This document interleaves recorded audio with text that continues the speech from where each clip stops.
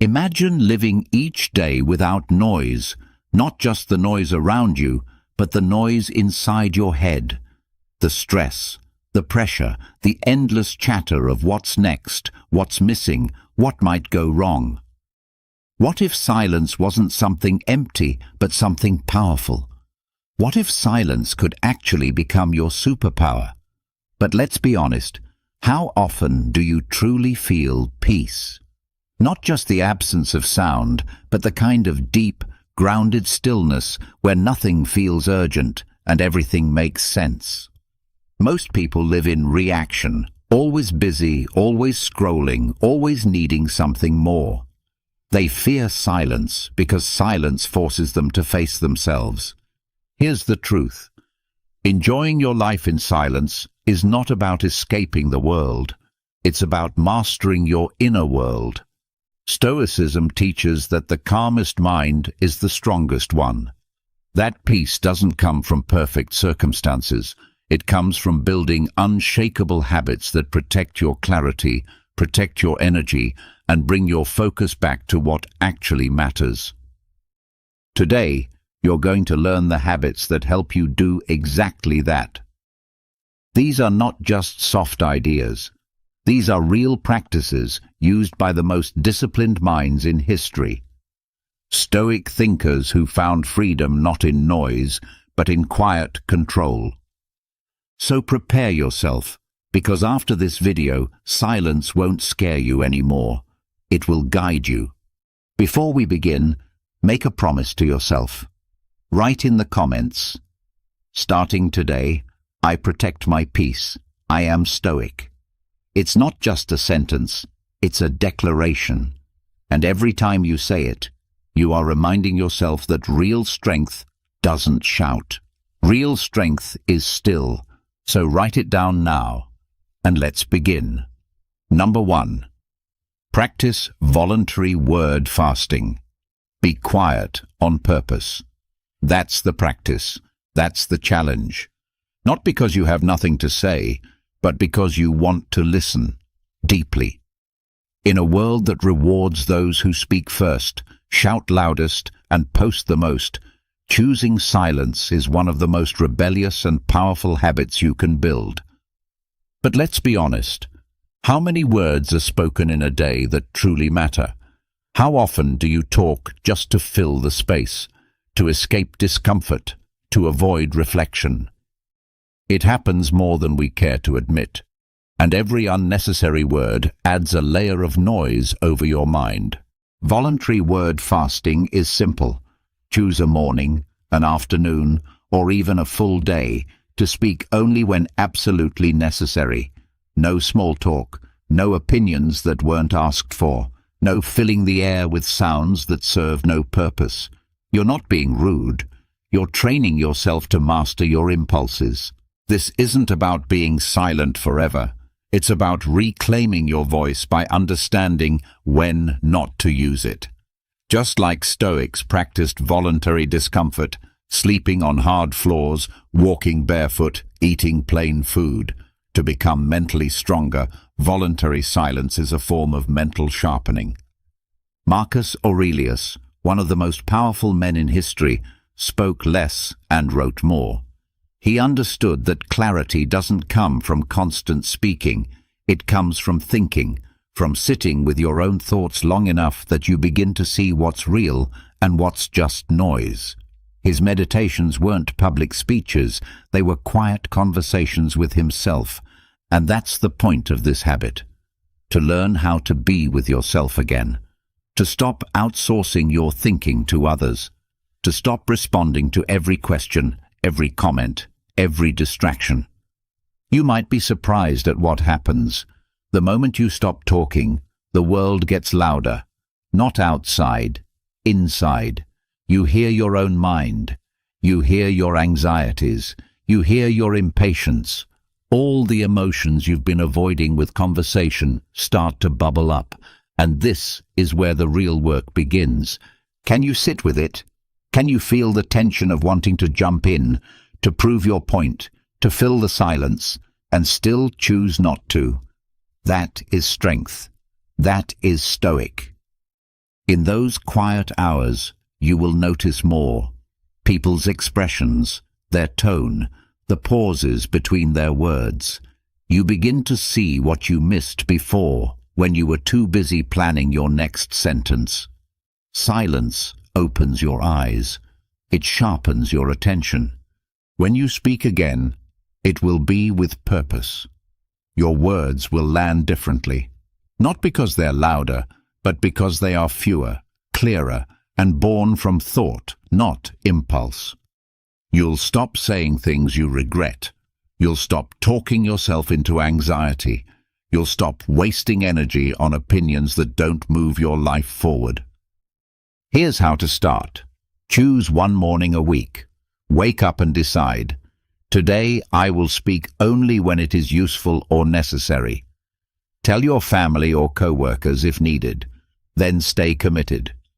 If you catch yourself speaking without intent, pause, take a breath, return to the fast.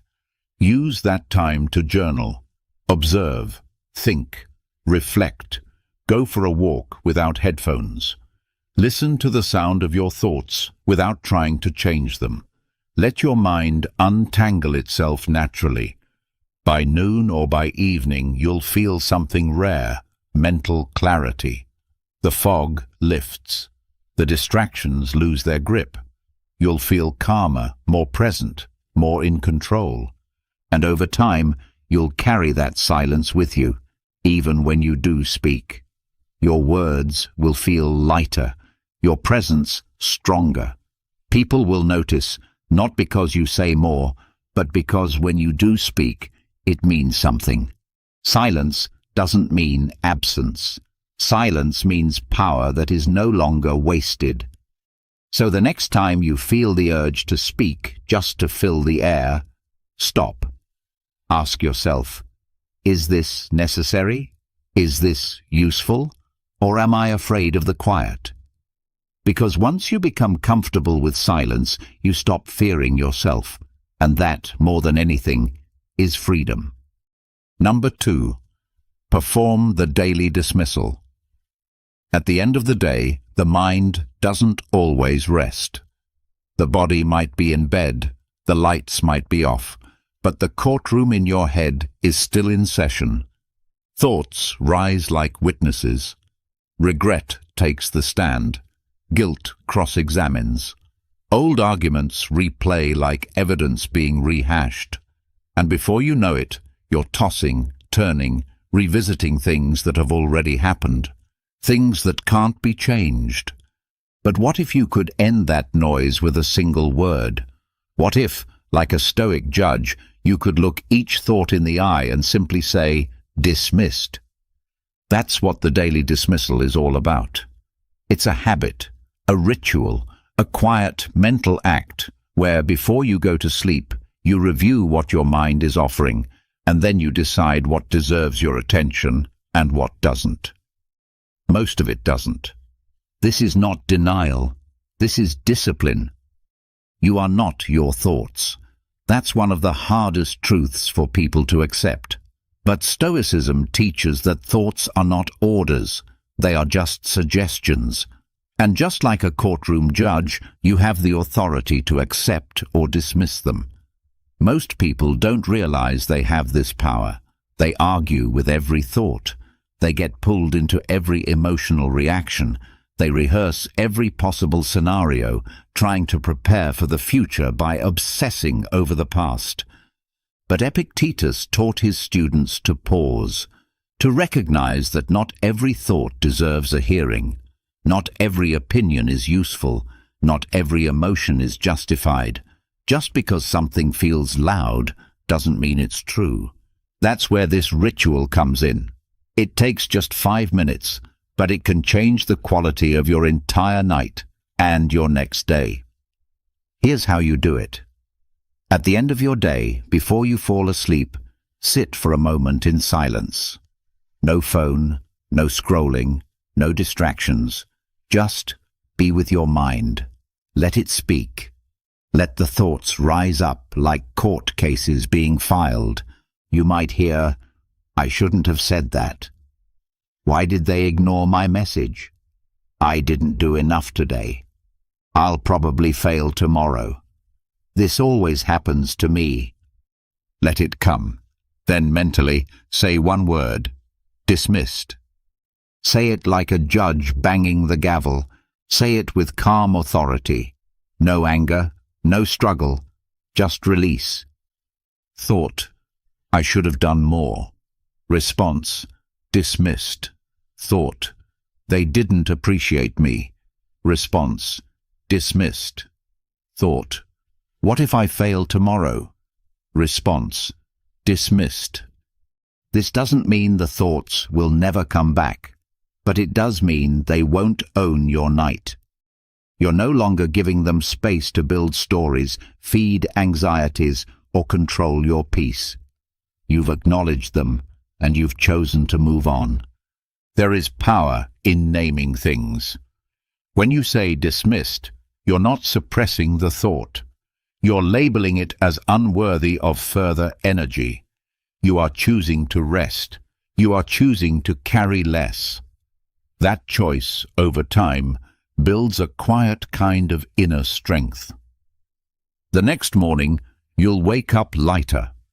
Not because your life is perfect, but because your mind has been trained to release what doesn't serve it. You've emptied the mental courtroom before it had a chance to take over your dreams. You've shown your mind who's in charge. You are not a prisoner of your thoughts. You are their judge. So tonight, as you lie in bed and your mind begins to buzz, don't argue. Don't spiral. Just listen quietly. And when the complaints, the self-pity, the unnecessary worries start to speak, smile gently and say, dismissed.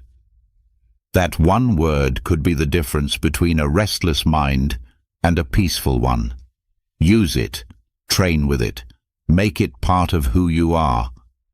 Because peace isn't found in silence alone.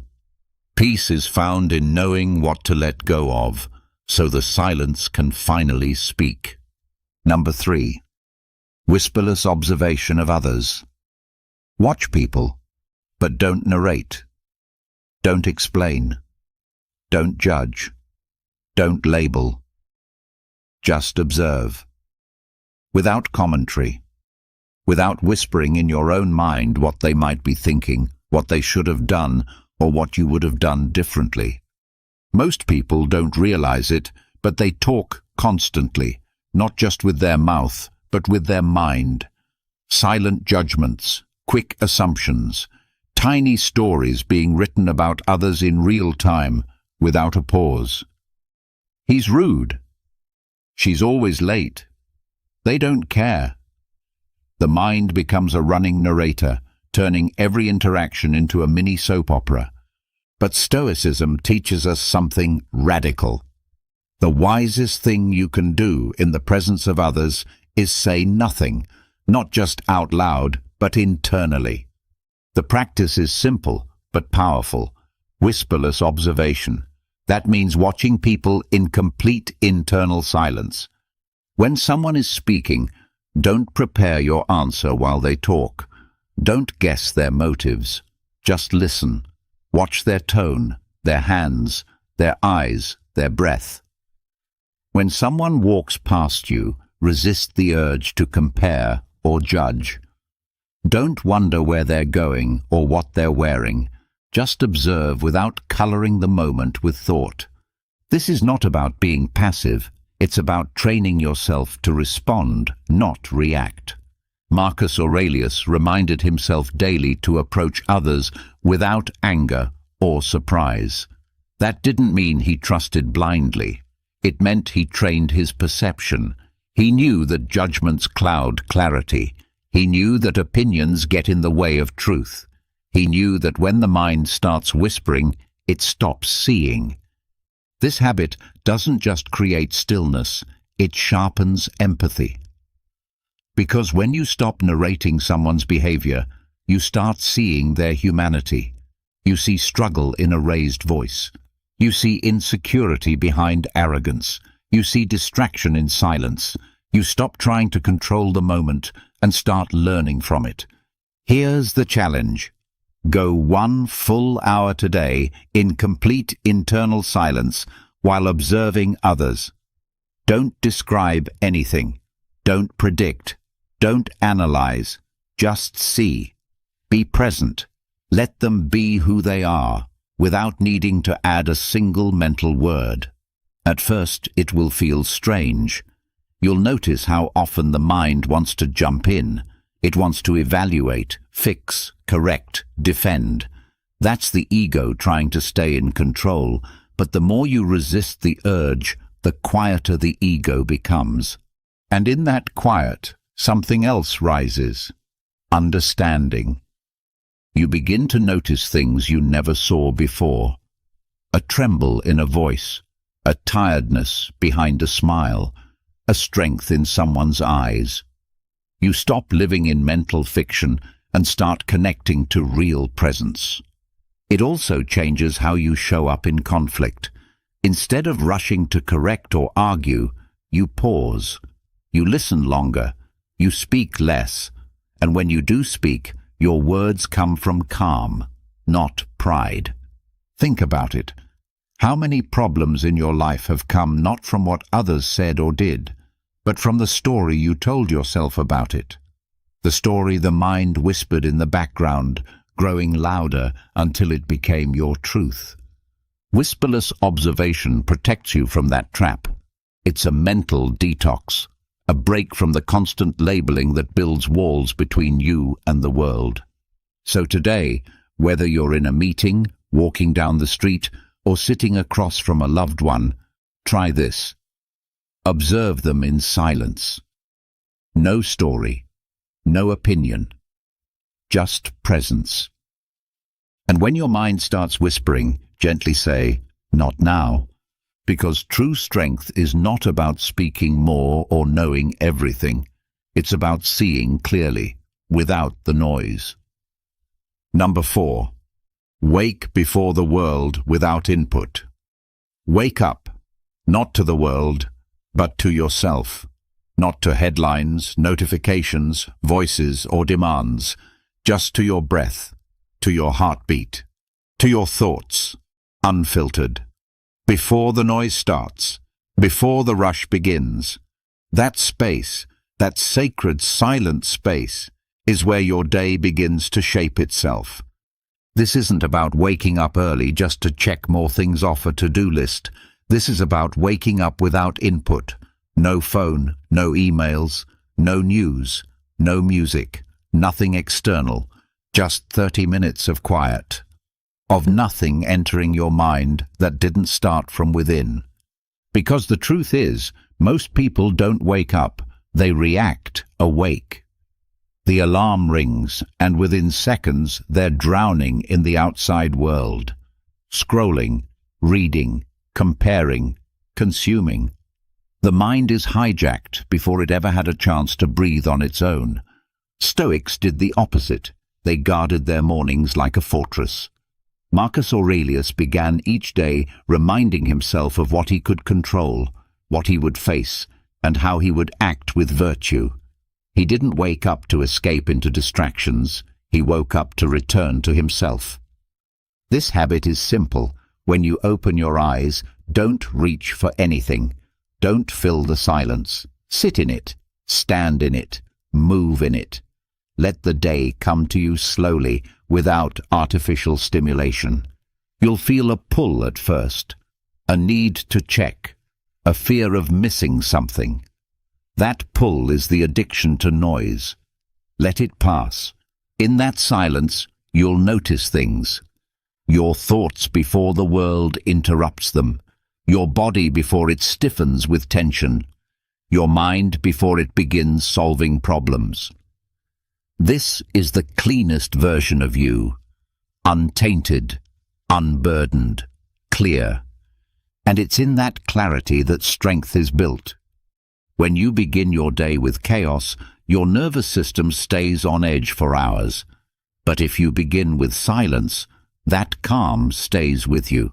It becomes a shield. So when stress shows up later, it doesn't rattle you. You've already anchored yourself in stillness. Try this tomorrow. Wake up 30 minutes earlier than usual. No phone, no noise, no lights if you can help it. Just sit, or stretch, or write, or sip something warm in stillness. Let the world stay asleep while you wake up. No one is pulling at you. No one is asking anything of you. There's just you, your breath, and the beginning of the day. And that's enough. You are not missing out by avoiding input. You are reclaiming space. Space to think, to reflect, to choose who you want to be before the world tells you who you should be. This silence doesn't last forever, but it leaves a mark. It teaches your mind that it doesn't need noise to feel alive. It teaches your soul that peace can be the default, not panic. It reminds you that you can start the day not with reaction, but with readiness. So tomorrow, before the world can touch you, don't let it. Wake before the world, and wake without it. Because that's how you remember who you are, before the noise makes you forget. Number 5. The one question day starter. Before the world asks anything of you, ask something of yourself, but not just any question. A question that sharpens you, grounds you, prepares you. One clear, honest question that sets the tone for everything that comes next. Forget the to-do list for now. Forget productivity hacks and checkboxes. This isn't about doing more.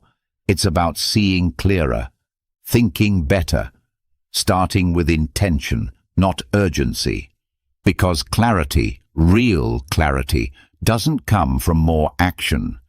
It comes from better questions. The Stoics understood this.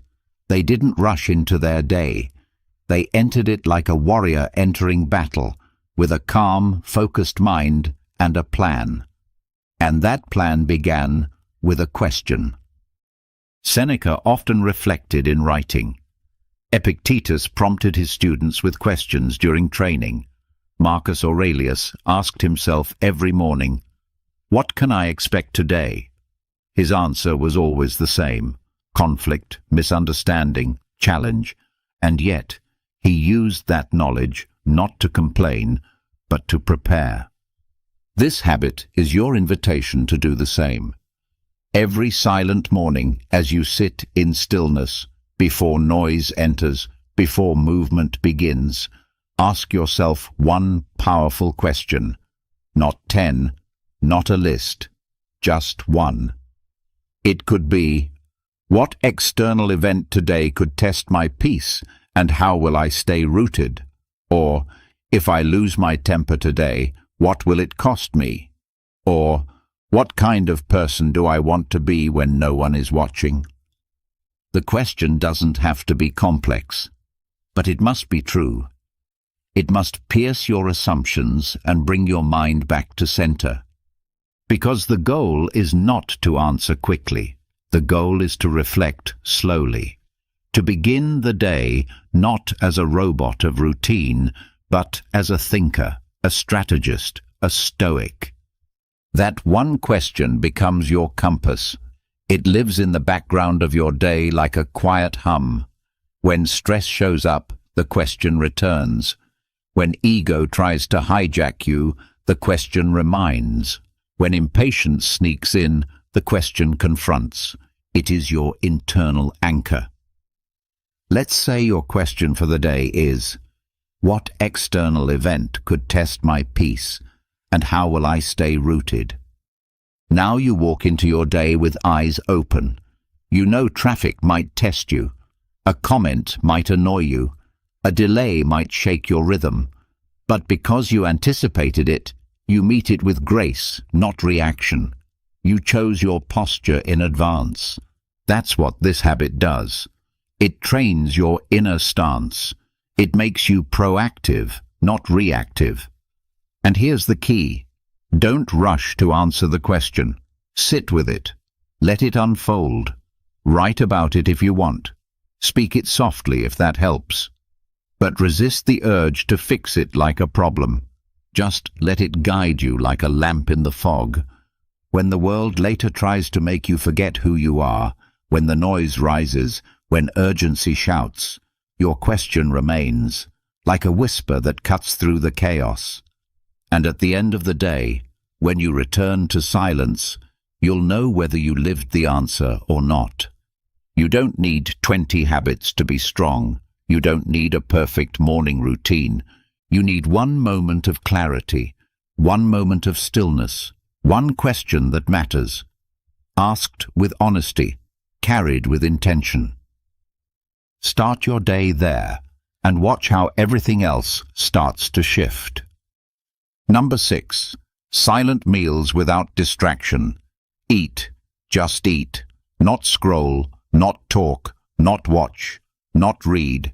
Just sit with your meal and let it be what it is, a moment of presence, a moment of discipline, a moment of silence. In today's world, meals have become background noise, something done while doing something else. Breakfast with emails, lunch with podcasts, dinner with TV. Even when we eat with others, we often eat with our minds elsewhere, already racing to the next thing. But the Stoics didn't see meals this way. To them, eating was not just about sustenance. It was about practice. It was about slowing down, training attention, observing cravings, learning restraint. Food was fuel, but also feedback. Seneca reminded himself often that luxury wasn't necessary, that plain food, eaten with awareness, was more valuable than a feast eaten with distraction. Marcus Aurelius reflected on how even simple bread and olives could teach contentment. The point wasn't the food. The point was how you showed up to eat it. Here's the habit. Choose one meal per day, any meal, and eat it in complete silence. No devices, no conversations, no multitasking, just you and the plate in front of you. Before you even take the first bite, pause. Look at the meal. Really look. Think about where it came from. The soil that grew the vegetables, the hands that harvested, the transport, the preparation, the quiet chain of effort that brought this food to your table. Now chew, slowly. Notice the taste, the texture, the temperature. Pay attention to when you swallow. Feel the moment your body receives nourishment. Stay with it. This isn't about turning food into a ceremony. It's about reclaiming something ordinary and making it sacred again. It's about training your mind to stay in one place, even when the habit is to wander. You'll feel resistance at first, a twitch to reach for your phone, an itch to turn on music, a pull to distract yourself.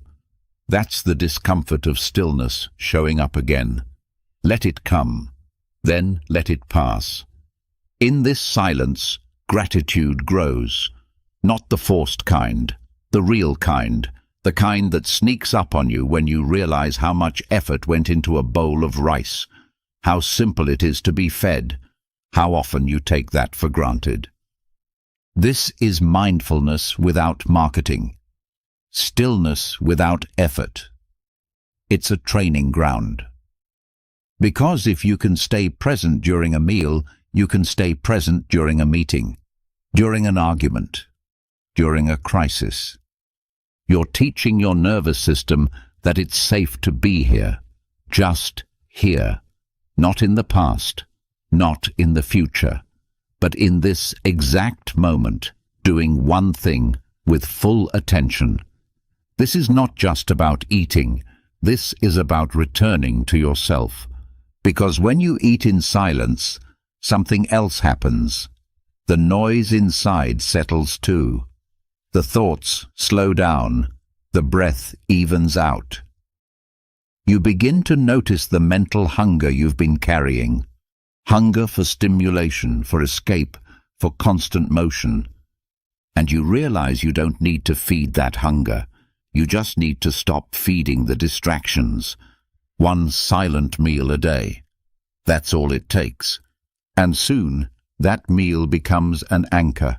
A moment in your day where everything stops, where the world fades out. And you remember that peace doesn't have to be found. It just has to be allowed. So tomorrow, when you sit down to eat, don't reach for your phone. Reach for your presence. And let silence feed you more than food ever could. Number 7. Choose one phrase to carry in silence all day. Let the world speak. Let it rush. Let it argue. Let it scroll. You'll carry something quieter, something stronger. A single phrase, small, invisible, but powerful, whispered only in your mind, repeated not for others to hear, but for you to remember. This is one of the simplest Stoic habits, but also one of the most transformative. Every morning, before stepping into the noise of life, choose one phrase, a sentence, a truth, a reminder. It doesn't need to be long, it doesn't need to be clever, it just needs to be steady, like a lighthouse in a storm. Maybe it's, let it go. I have all I need. I cannot control them. I respond with calm. Events don't disturb me, only my judgment about them. Pick it, sit with it, then carry it with you. Don't say it out loud. Don't wear it like a slogan. Just hold it silently throughout the day. Repeat it when stress hits. Whisper it when anger stirs. Return to it when things feel unfair, uncertain, or overwhelming. This phrase becomes your inner shield, your compass. While others are pushed around by every comment, every inconvenience, every headline, you stay grounded, because you're not just reacting anymore. You're choosing, you're remembering. The Stoics didn't try to control the outside world. They trained their inner world. Marcus Aurelius ruled an empire, but he ruled himself first. That's why he wrote in his journal, not to impress, but to remind, to sharpen his mind with repetition, to prepare for the day before it tested him. You're doing the same with this habit. When someone cuts you off in traffic, let it go. When your plans fall apart, I am not disturbed by events. When anxiety creeps in, I have all I need. The phrase becomes your anchor. And here's the beauty. No one has to know. While others are busy trying to look calm, you are calm, quietly, consistently, not because life is perfect, but because your mind is trained to return to center. Over time, this phrase becomes more than a thought. It becomes a part of you. It reshapes how you speak, how you breathe, how you hold yourself in hard moments. And when people ask how you stay so steady, you won't need to explain. You'll just smile, because the strength you've built is silent. Start this tomorrow. Before the world wakes, choose your phrase. Write it down if it helps. Then carry it like a quiet ember in your chest all day long. Let others drift. You stay rooted, because true Stoic power doesn't shout, it whispers. And that whisper, when chosen with care, can carry you through anything. Number 8. Practice silent comparison with nature, not people. Stop measuring your life against noise, against applause, against the carefully curated highlight reels of other people. The Stoics knew the danger of comparison, not because it's unnatural to compare, but because it's so often done in the wrong direction. Instead of comparing yourself to people's loud successes, compare yourself to something quieter, something honest, something that doesn't care if it's seen or praised. Compare yourself to nature. Sit with a tree, stand beside a mountain, watch a river, listen to the wind. They don't compete. They don't strive to impress. They don't explain themselves. The tree grows at its own pace. The mountain doesn't apologize for being still. The river flows without asking permission. This is what the Stoics meant by harmony with nature, not just obeying the laws of the world, but learning from them. Learning that true greatness doesn't shout, it doesn't post, it doesn't try to be anything other than what it is. So the next time you feel behind, unworthy, or invisible, don't look at people. Look at a stone, a cloud, a field of grass. This is what we call silent comparison. It's not a denial of your ambition. It's a redirection of your perspective. You stop asking, "Why am I not like them?" and start asking, "What can I learn from this quiet strength in front of me?" Sit with a tree. Watch how it bends with the wind, but never breaks. Watch how it grows without asking for praise. Watch how it provides shade, fruit, oxygen, without ever needing applause. That's success. Measured not in noise, but in presence, not in recognition, but in resilience, not in attention, but in alignment. Seneca warned against being dragged into the madness of public admiration. Marcus Aurelius reminded himself that fame is nothing but noise blowing in from other people's mouths. And yet, how often do we chase that noise? How often do we look at someone else's spotlight and forget our own roots? But when you compare yourself to nature, something shifts. You begin to understand that becoming is more powerful than arriving. That depth is more important than display. Practice this. Take 10 minutes each day. Go outside if you can. If not, sit by a window. Look, not for entertainment, but for instruction. What does this tree teach me? What does the sky remind me of? How does this silence make me feel more myself? You'll find that the anxiety fades, the rush slows, the craving for validation begins to dissolve, because you found a new metric, a new mirror, one that reflects back your quiet worth instead of your public image. Comparison, when directed at the wrong things, breeds insecurity, but comparison directed at the right things, at nature, at stillness, at integrity, breeds wisdom. So tomorrow, when you catch yourself comparing your life to someone else's timeline or success, stop, breathe, look out the window. Let the tree remind you, you're already growing. Let the river remind you, you're allowed to flow. Let the mountain remind you, stillness is not failure, it's power. That's silent comparison. No pressure, no jealousy, no noise, just reflection, just truth, just peace. Number 9. Turn emotional outbursts into inner dialogues. Hold your tongue, not out of fear, but out of wisdom. Not to suppress, but to understand. The next time anger rises, or the urge to lash out surges through you, don't explode outward. Turn the volume inward. Make the noise go quiet, not by ignoring it, but by listening to it first, in silence. This is the Stoic art of redirection, and it's one of the most powerful habits you'll ever build. Epictetus didn't tell his students to be emotionless. He taught them to pause, to investigate, to respond like philosophers, not like fire alarms. When something hurt, he didn't say, "Get over it." He said, "Let's look at that. Let's talk to it." You can do the same. When the frustration builds, when someone disrespects you, when plans collapse, when envy creeps in, don't vent, don't post, don't snap, go inward. Ask one simple question. What is this emotion trying to protect? Is it pride?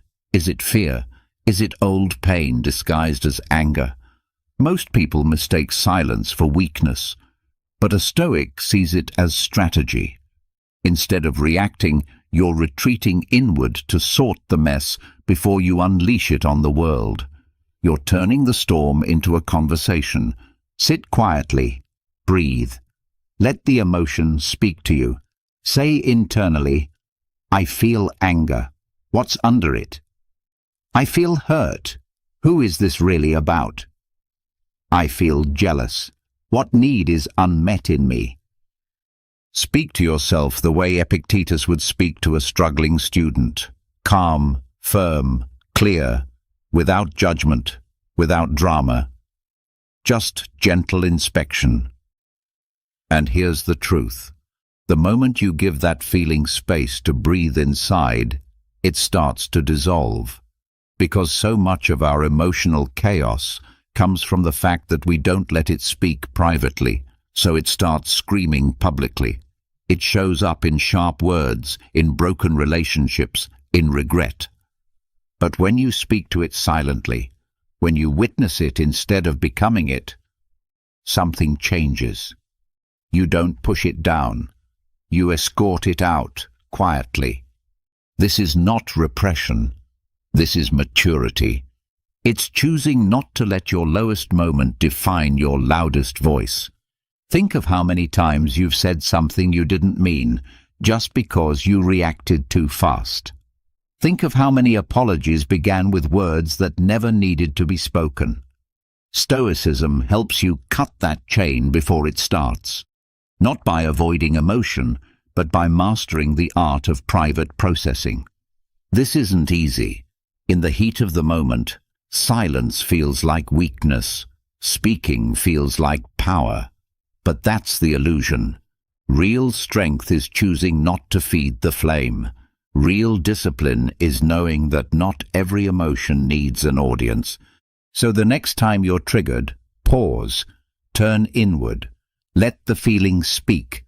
Let it be heard by you first, not by your partner, not by your co-worker, not by a comment section. Speak silently. Listen deeply. Guide yourself back. Because emotions aren't enemies, they're messengers. But if you shout over them or let them shout through you, you never hear what they were trying to say. Speak to yourself first. Then, and only then, decide if anything still needs to be said at all. That is Stoic speech. Silent, wise, measured. Not because you can't speak, but because you've already heard what matters. Number 10. Create a noise audit once a week. There's noise everywhere. Not just the obvious kind, the honking cars, the buzzing phones, the crowded rooms, but also the silent noise, the mental clutter, the emotional static, the endless input that slips past unnoticed because it's become normal. But here's the truth. Just because it's normal doesn't mean it's harmless. And the Stoics knew that well. They didn't run from the world. They lived in it, some of them in palaces, others in slavery. But they filtered the world. They chose what got in, what stayed out, what deserved energy, and what didn't. That's what this habit is all about. One day each week, sit down and perform a noise audit. No sound, no background music, no multitasking. Just you, your thoughts, and a piece of paper. Write out every source of noise in your life. Start with the physical, the TV in the background, the clutter on your desk, the constant footsteps or traffic or mechanical hum. Then the digital, notifications that pop up for no reason, group chats that never rest, endless scrolling through feeds that drain more than they give. And finally, the emotional, conversations that leave you feeling hollow, unspoken tension in relationships, the inner critic that whispers 24/7. Now look at this list, slowly, silently, and rank each item by one thing. How much does this disturb my inner calm? Not how loud is it, not how much time does it take, but how much peace does it cost me? you'll be shocked, not by how much noise you have, but by how used to it you've become. We normalize chaos. We adjust to it. We adapt around it. But the cost is clarity, focus, stillness, sleep, presence. And we pay that cost in tiny daily withdrawals until one day we wake up anxious, restless, and don't know why. The Stoics didn't wait for peace to find them. They created it by subtracting what didn't serve it. This audit is your way of doing the same. It brings awareness, and with awareness comes choice. Look at the highest-ranked noise on your list. What can you eliminate? What can you reduce? What can you put boundaries around? Maybe it's turning off notifications for just 1 hour a day. Maybe it's removing one toxic voice from your circle. Maybe it's clearing your workspace of clutter and breathing for 5 minutes in silence. You don't need to escape the world to protect your peace. You just need to become conscious of what's stealing it. This habit, done weekly, is like sharpening your mental sword. Each time you do it, you become more aware of what you're allowing in, more aware of what doesn't need to be there, more disciplined about guarding your mind like sacred ground. Because your peace is not accidental, it's built, filtered, protected. So this week, take 10 minutes. Create your noise audit. Face the noise, list it, rank it. Then reclaim your calm, not by doing more, but by subtracting what never belonged. That's Stoicism in practice, not hiding from the storm, but building walls that let in the light and leave the rest outside. Number 11. Embrace soundless service. Do good, and don't say a word. Don't document it. Don't drop hints. Don't look around for approval. Just act, quietly, kindly, without needing to be seen, without needing to be thanked. This is one of the rarest habits in a world obsessed with recognition. Everyone wants to be known for doing good. Everyone wants their generosity seen, liked, shared. But Stoicism teaches a different way, a quieter path, one where the doing is the reward and the silence is part of the strength. Once a week, commit to an act of soundless service. It doesn't have to be grand. In fact, the smaller and more invisible, the better. Help someone carry something without waiting for a thank you. Pay for someone's meal and walk away. Leave a kind note with no signature. Forgive someone silently in your heart, even if they never know it. Why? Because when you help without expecting a return, you purify your intentions. You train your mind to value virtue over visibility, and in that silence, character is built. Marcus Aurelius, one of the most powerful men on earth, wrote to himself, not to impress others, but to stay grounded. He reminded himself often, "Don't waste what remains of your life in speculating about others. Be straightforward, not seeking applause." Real virtue doesn't demand attention. It simply acts. And when you serve without sound, something subtle happens inside you. You begin to trust yourself more. You begin to feel stronger, not in the way people cheer for, but in the way no one can take away. Your ego gets quieter, your motives get cleaner, and your sense of peace grows deeper. Try it. Choose one small act this week. Think of someone, anyone. Ask, how can I help them without them knowing it was me? Then do it, and walk away. No post, no update, no, look what I did. Just silence, just service, just stillness. And when your mind whispers, "But won't they notice?" or "Shouldn't I be appreciated?"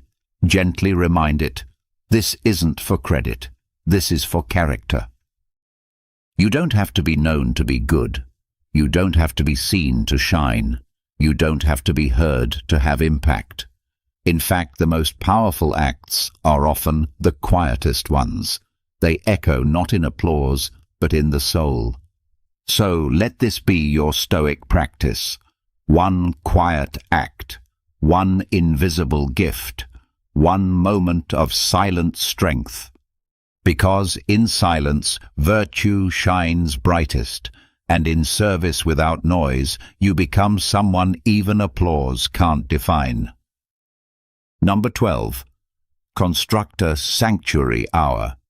Give yourself 1 hour, just one, where the world cannot reach you, not to be productive, not to fix anything, not even to meditate or journal or grow, but simply to be, to sit in your own presence without obligation, without input, and without noise. This is your sanctuary hour, a sacred space carved out from the noise of modern life. No tasks, no talking, no goals, just you, in a room or a place that doesn't demand anything from you, not even improvement. This isn't laziness. This is preservation. It's the restoration of your mental soil after too many days of constant harvest. It's a return to the untouched parts of your mind that are always drowned out by notifications, schedules, headlines, and expectations. The Stoics knew this. A mind constantly stimulated cannot grow wise. Seneca wrote that to be everywhere is to be nowhere. He warned against the disease of busyness, not because work is bad, but because overstimulation kills reflection. Without stillness, even the most brilliant mind becomes shallow. So, once a week, construct your sanctuary hour. Find a space that feels safe, not fancy, not aesthetic, just safe. Maybe it's your room, a bench at the park, a walk without music, a chair by the window, somewhere you can be alone with your thoughts, without structure, without noise, and most importantly, without judgment. No phone, no podcasts, no inspirational quotes, no self-improvement checklists. Let the thoughts rise, let them drift. Don't chase them, don't control them, just sit, breathe, notice. Let your mind stretch out, the way the body does when it hasn't moved all day. This hour is not about progress, it's about spaciousness. You'll feel resistance at first. You'll want to do something. You'll hear the mental voice asking, "What's the point of this?" That's the part of you addicted to noise, addicted to achievement, addicted to distraction. Stay with it. Because once the discomfort settles, something unexpected emerges. Clarity. Old thoughts rise, new insights surface, patterns become visible, and beneath it all, a sense of calm begins to return. In this hour, you begin to see the difference between what's urgent and what's important. You begin to feel what your body has been holding. You begin to hear what your heart has been whispering under all the daily noise. This is where wisdom lives, not in effort, but in space. Not in control, but in stillness. You don't need to explain this hour to anyone. You don't need to justify it with results. Its value is in its silence. Its power is in its emptiness. So guard it. Put it on your calendar if you must. Treat it like you would a meeting with someone you deeply respect, because that's what it is. A meeting with yourself, with the part of you that's too often ignored. And over time, this hour becomes more than a pause. It becomes a sanctuary you carry with you. You'll find yourself thinking more clearly, responding more calmly, seeing more deeply. Not because you tried harder, but because you stopped trying for a little while. That's the paradox the Stoics understood. A mind that rests deeply becomes sharp. A life that honors silence becomes whole. And a person who knows how to be alone, truly alone, is unshakable. So build your sanctuary hour, make it untouchable, and let it remind you of the wisdom that only quiet can reveal. Number 13. Let the breath replace words. Before you respond, breathe. Not as a tactic, not as a gimmick, but as a discipline, as a sacred pause. Let the inhale be your awareness. Let the exhale carry away the first wave of pride, defensiveness, judgment, or impulse. This is how Stoics speak, not quickly but wisely, not to win, but to understand, not to react, but to reveal only what is necessary, useful, and true. Epictetus taught his students that speech is not neutral. Every word either clarifies or clouds, heals or harms, and the greatest filter of speech is not the tongue, it's the breath. That tiny space between stimulus and response is where character is forged. So here's the habit. Before you speak, breathe. Just one breath. No one has to know. It's silent, subtle, but it shifts everything. That breath is a moment to check your motives. To ask yourself silently, am I about to speak for understanding or for ego? Am I trying to help or just to win? Do these words bring clarity or just more noise? And more often than not, you'll find that your first reaction isn't your best. It's your most emotional. It's your most wounded. It's your most defensive. But when you breathe first, the urgency drains out. And in that empty space, wisdom walks in. This is not silence for the sake of silence. This is strategic restraint. It's choosing depth over speed. It's choosing your peace over being right. It's realizing that not everything deserves a reply, and not every reply deserves to be instant. Let your breath speak first. Let it slow you down. Let it quiet the noise inside you, so the voice that comes out isn't just loud, it's clean. This will change your relationships. Arguments that used to ignite instantly now cool before they spark. You don't lose your power, you reclaim it. Because when you choose not to react immediately, you show that you are no longer owned by your emotions. You've become the one in control. This applies everywhere, in conversations with loved ones, in meetings, online, in conflict, in moments where someone pushes your buttons, insults you, dismisses you. Instead of snapping back, inhale, exhale, then decide. That breath is your shield. It also makes you a better listener. Epictetus reminded us we have 2 ears and 1 mouth for a reason, so we can listen more than we speak. But most people don't listen. They wait to talk.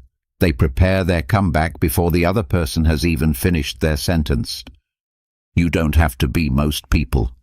You can be calm in a world of noise, still in a world of speed, thoughtful in a world of reaction.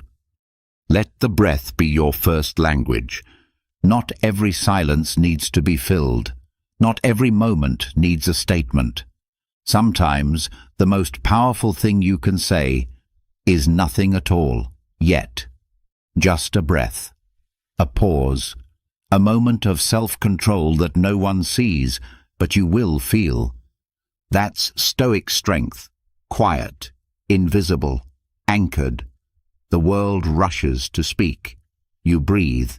The world shouts to be heard. You exhale. The world reacts. You respond with clarity, with intention, with peace. Because wisdom doesn't start with talking. It starts with a breath. Number 14. Memorize 1 line of Stoic text in silence. Don't just read wisdom. Install it. Quietly, deeply, permanently. Not with noise, not with a highlighter, not even with your voice, but in silence, in stillness, in the privacy of your own mind. 1 line, One thought, one sentence from a Stoic master, Marcus Aurelius, Seneca, Epictetus. That's all you need. Not a book, not a lecture, just a single truth, memorized silently, so it becomes yours forever. This is not about collecting quotes. This is about building armor. Each week, pick one line, sit with it, repeat it in your mind, slowly, intentionally, without saying it aloud, without writing it down. Let the silence wrap around it like a cloak. Let it echo inside until it settles, until it sticks. It might be, waste no more time arguing what a good man should be one. Or, we suffer more often in imagination than in reality. Or, it's not things that upset us, but our judgments about them. Repeat it when you're walking. Repeat it in the shower. Repeat it before sleep. Not to perform it, but to become it. You're not just memorizing, you're embedding wisdom into your operating system. The power of this practice is subtle but deep, because when pressure hits, when you're caught in conflict or drowned in anxiety or tempted to break your values, you won't need to reach for a book. You won't need a pep talk. The line will rise on its own, like a quiet shield inside your chest. And that's what makes this Stoic. It's internal, it's portable, it's personal, it's forged in silence so it can function in chaos. Think of it like mental martial arts. You're training your mind not with drama, but with discipline, not with shouting, but with stillness. And the more you practice, the more quotes you carry, not in a notebook but in your bloodstream. You'll notice something else too. Memorizing a line in silence changes your relationship to it. You're not just reading it, you're absorbing it. You feel the weight of the words. You hear their rhythm. You notice layers you missed the first time. You stop consuming and start internalizing. That's what the Stoics did. Marcus didn't write meditations for us. He wrote it for himself. He repeated truths in his journal until they became part of how he saw the world. That's what you're doing. Building your own internal journal, written in memory, protected in silence. So this week, choose one line. No noise, no sharing. Just you and the thought. Make it your silent companion. When stress comes, it will whisper. When anger rises, it will return. When doubt clouds your mind, it will shine like a lantern. And if you repeat this every week, just one quote at a time, your inner library will grow, quietly, invisibly, powerfully. So don't chase more. Chase depth. Because one sentence, truly memorized in silence, can do more for your life than 100 books skimmed in noise. That's Stoic training. One line, 1 week, one mind, sharpened in stillness. Number 15. Cultivate death silence as daily reflection. At the end of the day, let everything fade. Let the noise go. Let the obligations dissolve. Just sit, quietly. No distractions, no movement. And ask yourself the question most people avoid with every ounce of their energy. If this was my last night alive, did I live silently and well? This isn't morbid. This isn't dark. This is Stoic clarity in its purest form. Memento mori, the reminder that you will die, is not about fear. It's not about despair. It's about purification. It's about stripping away what's petty, what's loud, what's performative, until only what matters remains, and that only happens in silence. The Stoics reflected on death daily, not in theory, but in practice. Marcus Aurelius wrote about it often, not to scare himself, but to sharpen himself. He would ask, Am I doing what truly matters? Or am I spending precious life chasing shadows, reacting to nonsense, defending things that don't matter in the end? You can do the same. And you don't need a journal. You don't need candles. You don't need a ritual. Just silence. Just honesty. Just 5 to 10 minutes at night, alone with your thoughts, asking the real questions. Did I waste my energy today proving myself to people who weren't even watching? Did I fill the silence with distractions instead of purpose? Was I loud for the wrong reasons? Did I listen more than I spoke? Did I give more than I took? Did I live like someone who knows time is not guaranteed? This reflection is not about shame, it's about returning.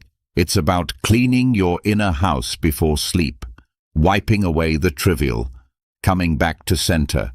And it's not always comfortable. Sometimes the answer is no. Sometimes you'll realize, today you weren't aligned. You spoke from ego. You chased validation.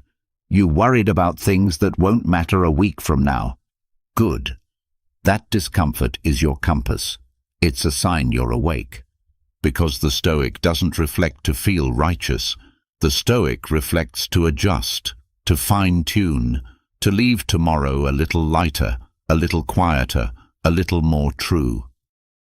In silence, death stops being a distant concept. It becomes a focusing lens. It whispers, you don't have time for everything, so choose what matters. And you start choosing better.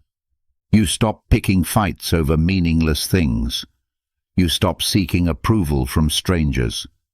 You stop rushing to get somewhere when here is already full of life. And instead of reacting, you start living. Not loudly, not theatrically, but deliberately, gratefully, silently. Try this tonight. Before you go to bed, turn off the lights. Sit still. No phone, no goals. Just breathe. And ask, if this was the end, did I live with quiet strength today? Or did I chase noise? You don't need to answer perfectly. You just need to ask. And let the silence do the refining. Because death, when reflected on in stillness, becomes the ultimate teacher. Not of endings, but of essence. Of what's real. Of what's urgent. Of what's worth carrying forward. This is death silence. A daily return to truth. Not to grieve life, but to protect it. Not to fear loss, but to honor presence. And when you do this often, you'll notice something. You become harder to offend, slower to anger, faster to forgive, and quieter because you're no longer interested in what doesn't matter. You're too busy living well, silently, intentionally, as if each day is sacred, because it is. The loudest strength is the one no one hears. In a world obsessed with shouting, proving, and performing, the Stoic path leads elsewhere, into silence, into clarity, into peace. These 15 habits aren't about retreating from life. They're about showing up with such calm, such stillness, that the noise around you can't touch your core. You're no longer reactive. You're deliberate. You're not chasing applause. You're anchored in something deeper. From whisperless observation to silent service, from breath-led conversations to death-reflective evenings, these practices are not trends. They're timeless tools, used by warriors, emperors, and thinkers to live with purpose, even in chaos. So ask yourself tonight, did I fill my day with noise or meaning? Now it's your turn. Which of these Stoic habits spoke to you the most? Today, we're going to dive into a topic that touches every single one of us. It's something we do every single day, yet many of us might not be doing it in the most mindful way. We're talking about mornings, that sacred window of time that sets the tone for how we feel and behave for the rest of the day. If you're someone who admires Stoicism, that ancient philosophy we've grown to love and lean on, you'll be glad to know that it has powerful teachings about how we should begin each day. So today, I'm going to share with you 10 things we should avoid doing as soon as we wake up, each one grounded in Stoic wisdom and principles. If you're ready to give your mornings a Stoic makeover and begin each day with a clear, grounded, and empowered mindset, then stick with me. Let's get into it. First, let's reflect for a moment. Mornings are like a fresh beginning, a blank page upon which we can write the story of our day. So why not start it in the best way possible? The Stoics believed that the way we begin our day can greatly shape our mindset and our actions. One of the most revered Stoics, Marcus Aurelius, once said, "When you arise in the morning, think of what a precious privilege it is to be alive, to breathe, to think, to enjoy, to love." These words are a gentle invitation to recognize the value of each new day and to start it with mindfulness and gratitude. Now, before we get into the specific habits we should steer clear of, I want to ask you something. Have you ever woken up feeling anxious, irritable, or weighed down by a sense of stress? Most of us have experienced that at some point, but Stoicism teaches us a powerful truth. It's not the events themselves that affect us, it's how we perceive them. So, if we shift our perspective about mornings, we can influence our entire day. And that's exactly what we're going to learn. How to let go of certain habits that quietly sabotage our mornings, and instead embrace a Stoic mindset that leads us toward peace, clarity, and joy. One of the first things we should stop doing is checking our phones immediately upon waking. I know this might be a tough one, especially in today's digital world. Many of us reach for our phones as soon as our eyes open. We check emails, notifications, social media updates. But have you ever paused to consider how this habit impacts your state of mind from the very first moment of your day? Seneca, one of the great Stoic minds, once pointed out that it's not that we have too little time, but that we waste so much of it.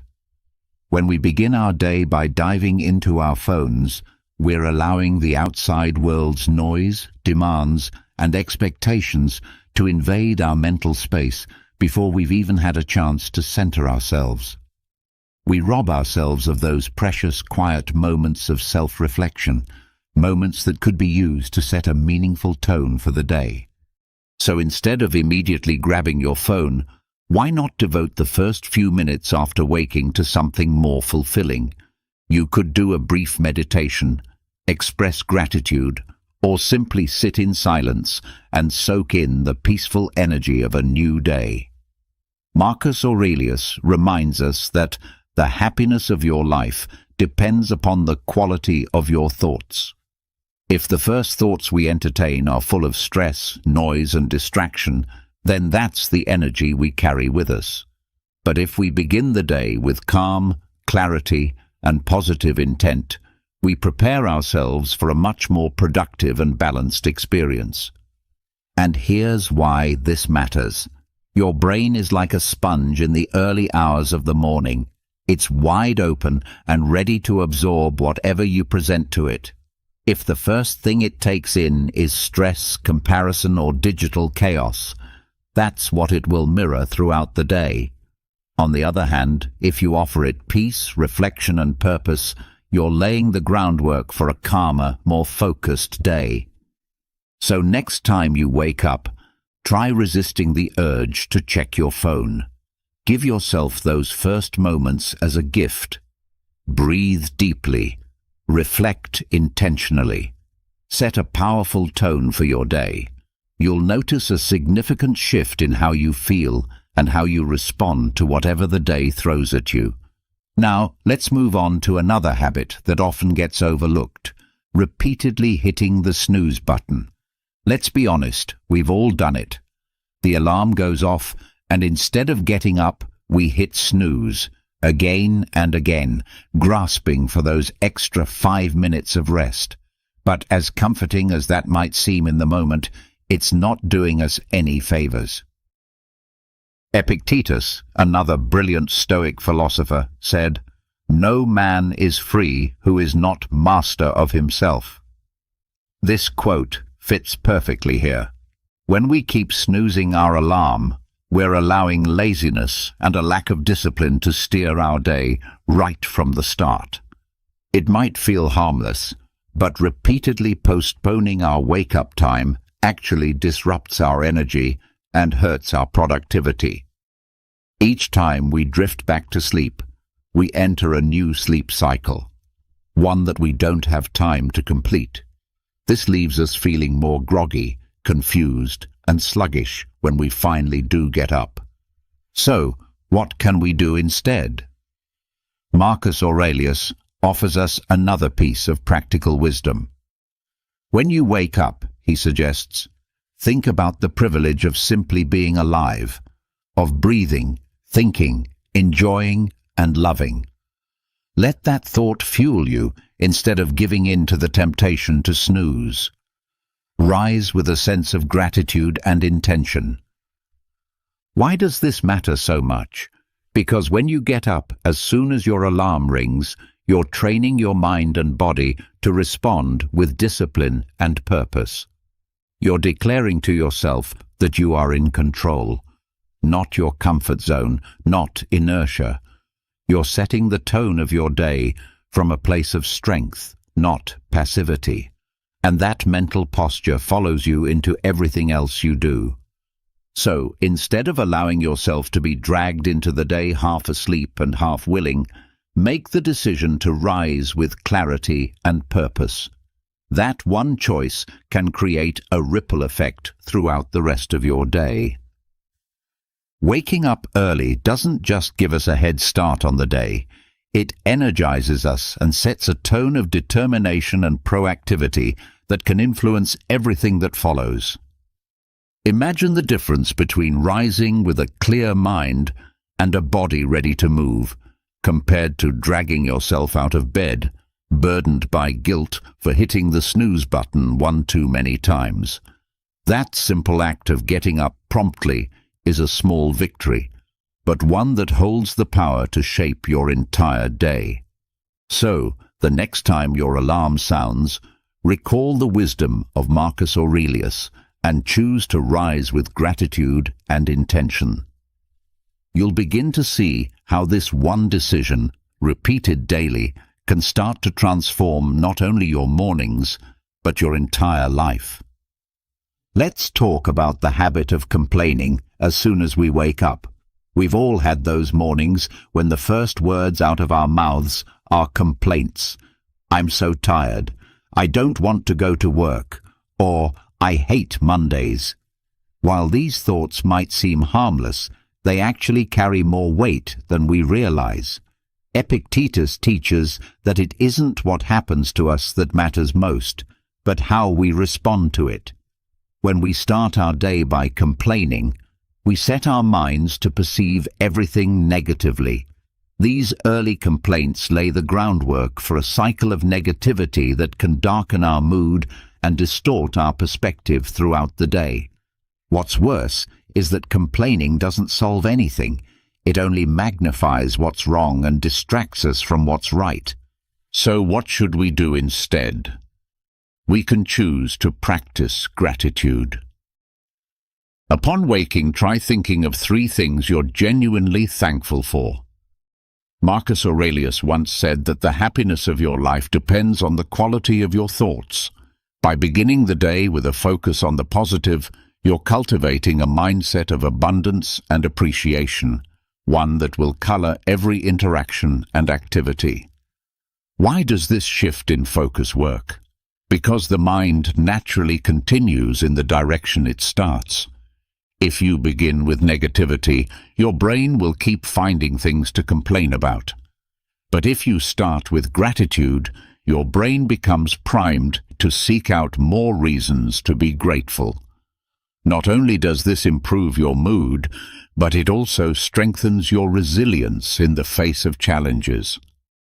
Imagine waking up and, instead of moaning, you pause to give thanks for a new day, for the people you love, for simply having shelter. This small adjustment can change your entire outlook and empower you to face the day with a positive, proactive spirit. So, next time you catch yourself ready to complain, remember Epictetus's wisdom and choose gratitude instead. You might be surprised at how this little morning ritual can improve both your day and your life. Sometimes when we wake up, especially after hitting the snooze button or sleeping in, we feel the urge to leap out of bed and rush into the day. But according to Marcus Aurelius, this kind of haste can actually be counterproductive. He warned that haste is the mother of failure. By hurrying, we invite stress into our lives from the very first moment. Skipping over those calm initial minutes can send both your body and mind into a state of unnecessary tension. When you start your day running, it's easy to feel scattered and overwhelmed before the day has even truly begun. So what's the alternative? Give yourself a few minutes to wake up slowly and mindfully. Take time to stretch, to breathe deeply, and to mentally prepare yourself for what lies ahead. Marcus Aurelius also advised us to devote only the necessary time to each task and to let go of what doesn't belong to us. This is a call to begin each day with clarity and without rushing, focusing only on what truly matters. Why does this approach work? Because a calm and centered beginning sets the tone for a peaceful and organized day. When you take a moment to stretch and breathe, you awaken your body gently and prepare your mind to meet the day's demands with focus and calm. This practice can help you feel more composed and less susceptible to stress or anxiety. Picture yourself starting your morning with stillness, reflecting briefly on your goals, and stepping into your day with a calm and intentional mindset. That one small change can dramatically shift your experience of the entire day. So next time you wake up, resist the urge to rush. Instead, take a few moments to rise slowly, purposefully, and with calm resolve. You'll find that this habit can deeply improve your morning and contribute to your overall well-being. Another important but often overlooked part of the morning routine is hydration. Many times, when we wake up, we forget something as simple yet vital as drinking water. After hours of sleep, our bodies are naturally dehydrated and need water to begin functioning properly again. Seneca once said that true happiness lies in enjoying the present moment without anxious dependence on the future. But in order to fully experience and appreciate the present, our physical body must be at its best, and that starts with staying well hydrated. Skipping that first glass of water in the morning can leave you feeling sluggish and drained before the day has even begun. Many of us often forget something as simple yet essential as staying hydrated when we wake up. After several hours of sleep, our body is in need of water to function optimally. Not drinking water immediately after waking up can leave us dehydrated, which in turn can affect our concentration, energy, and overall mood. Just as an engine requires oil to run smoothly, our body needs water to start the day in the best possible way. So, what can we do instead? Simply drinking a glass of water when you wake up is an easy habit to adopt. This not only helps rehydrate your body, but also stimulates your digestive system and provides a gentle energy boost. Marcus Aurelius reminds us that the quality of our life is directly linked to the quality of our thoughts, and mental clarity is greatly influenced by how well we care for our body. Hydration is crucial for almost all bodily functions, and when you drink water in the morning, you are helping your body flush out toxins accumulated overnight and preparing it for the day ahead. It's also a simple way of showing your body that you care for it, which can positively impact your general well-being. Imagine starting the day feeling fresh after a glass of water, your body waking up and revitalizing. This small action can significantly boost your energy and focus throughout the day. The next time you wake up, instead of rushing into your daily routine, take a moment to hydrate yourself. You will see how this simple act can help you feel better and more prepared to tackle the day ahead. For many people, breakfast might seem like an unnecessary use of time, especially when rushing out the door. However, skipping breakfast can have a negative impact on our energy levels and concentration during the day.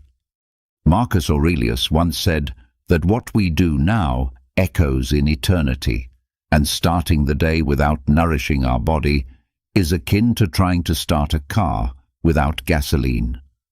Breakfast provides the essential energy needed to begin the day with strength. Skipping it can leave us feeling weak, irritable, and less productive. Additionally, having a balanced breakfast helps control hunger levels and prevents overeating later in the day. So, what can we do instead? Spend a few minutes preparing and enjoying a nutritious breakfast. It doesn't have to be elaborate. A simple bowl of oatmeal, a fruit and vegetable smoothie, or a couple of eggs with toast will do. Epictetus teaches us that nature has given us a mouth and 2 ears so that we can listen more and talk less, which can also be applied to how we approach our meals. Pay attention to what your body needs and nourish it properly. A healthy breakfast stabilizes blood sugar levels, helping us maintain consistent energy and focus.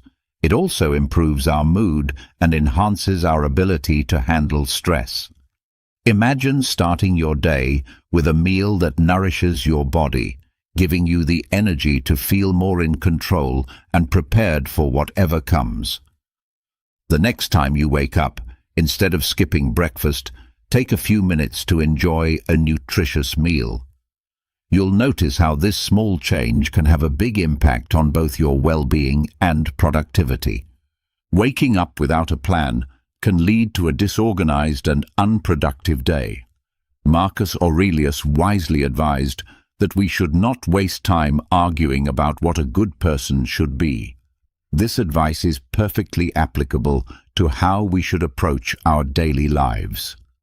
Instead of letting ourselves be carried by the current, we should have a clear plan for what we want to achieve. Without a plan, it's easy to get distracted and waste time on unimportant activities. This often leaves us feeling unsatisfied at the end of the day, as though we've accomplished little. So, what can we do instead? Take a few minutes to plan your day ahead. Make a list of the most important tasks you need to complete and establish priorities. This not only helps you stay focused, but also gives you a sense of purpose and direction. A clear plan helps structure our time and energy more efficiently, avoiding procrastination and ensuring that we are working toward our goals. Epictetus reminds us that wealth is not about having many possessions, but about having few needs. When we plan our day, we can focus on what really matters and avoid wasting time on trivial matters.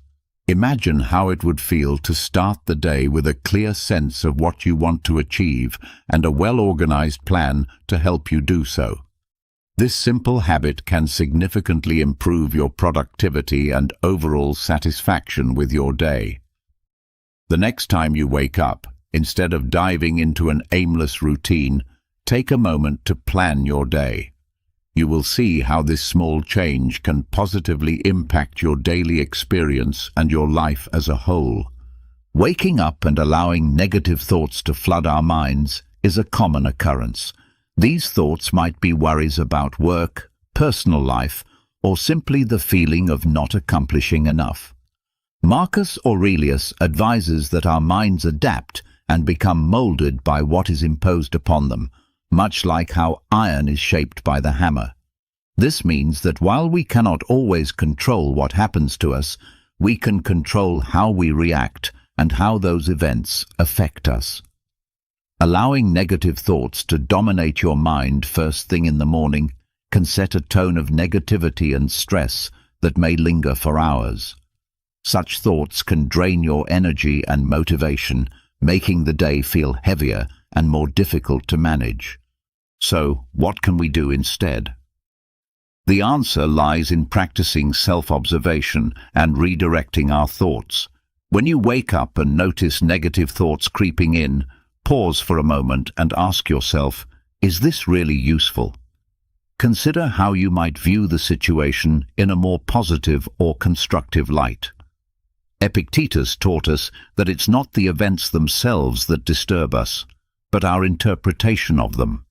By practicing reframing, we can transform negative thoughts into opportunities for growth and resilience.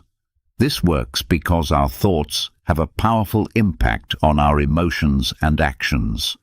When we start the day with a positive and constructive mindset, we set ourselves up for a productive and satisfying day. In addition, by training our minds to detect and redirect negative thoughts, we become more resilient and better equipped to manage stress. Imagine waking up and, instead of letting negative thoughts take over, you take control by pausing and redirecting your mind to something positive and constructive. This small change can transform your perspective, making your day feel much more manageable and enjoyable. So the next time you wake up and those negative thoughts begin to surface, remember the advice of Aurelius and Epictetus. Stop, observe, and redirect. You'll see how this simple habit can improve your morning and, by extension, your life. Another pitfall is neglecting our bodies. It's easy to get up and immediately start tackling tasks without dedicating time to our physical well-being.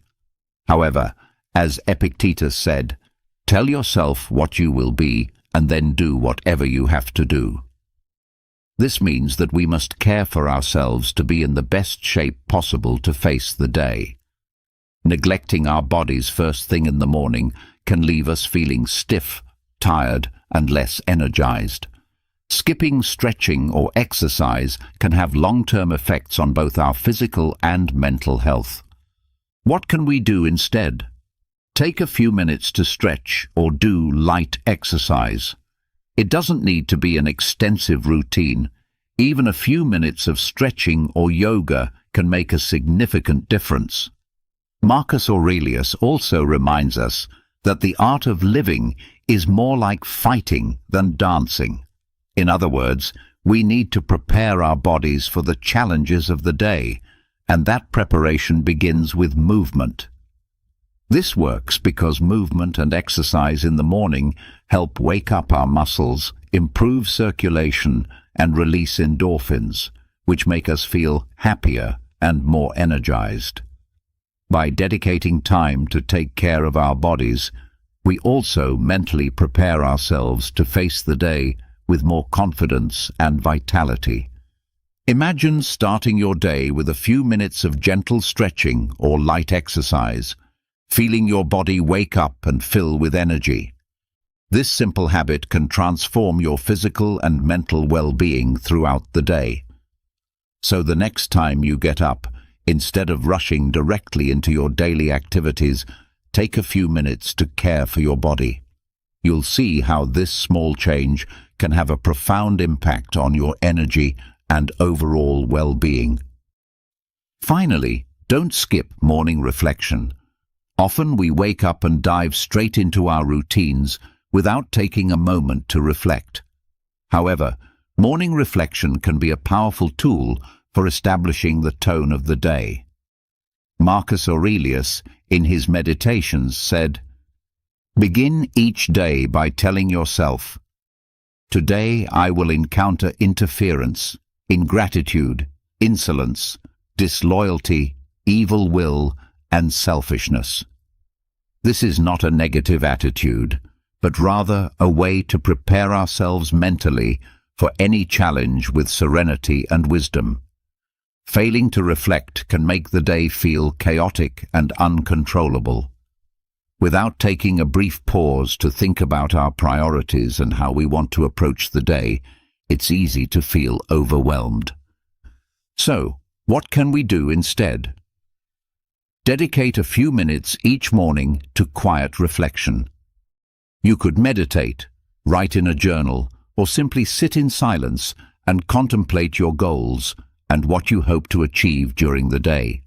Epictetus advised that a wise person is the only one who is truly free because they can act with control and reflection. This practice works because it gives us the opportunity to pause, clear our minds, and set our intentions for the day. When we reflect, we create space for conscious decisions rather than reacting automatically. By reflecting each morning, we are not only mentally preparing for the challenges of the day, but also giving ourselves the clarity to approach each situation with purpose and balance. Morning reflection is a practice that can greatly benefit us, and here's why it works. Taking time for reflection in the morning allows us to focus and set a clear intention for the day. It helps us start with a mindset rooted in purpose and calm, rather than rushing and feeling disorganized. By spending a few minutes reflecting, we become more mindful of our actions and decisions throughout the day, leading to greater awareness and intentionality. Imagine how it would feel to begin your day with a brief period of quiet reflection, where you set your intentions and mentally prepare yourself for any challenges that might arise. This small but powerful habit can help you feel more in control and focused, as you are better equipped to handle whatever comes your way.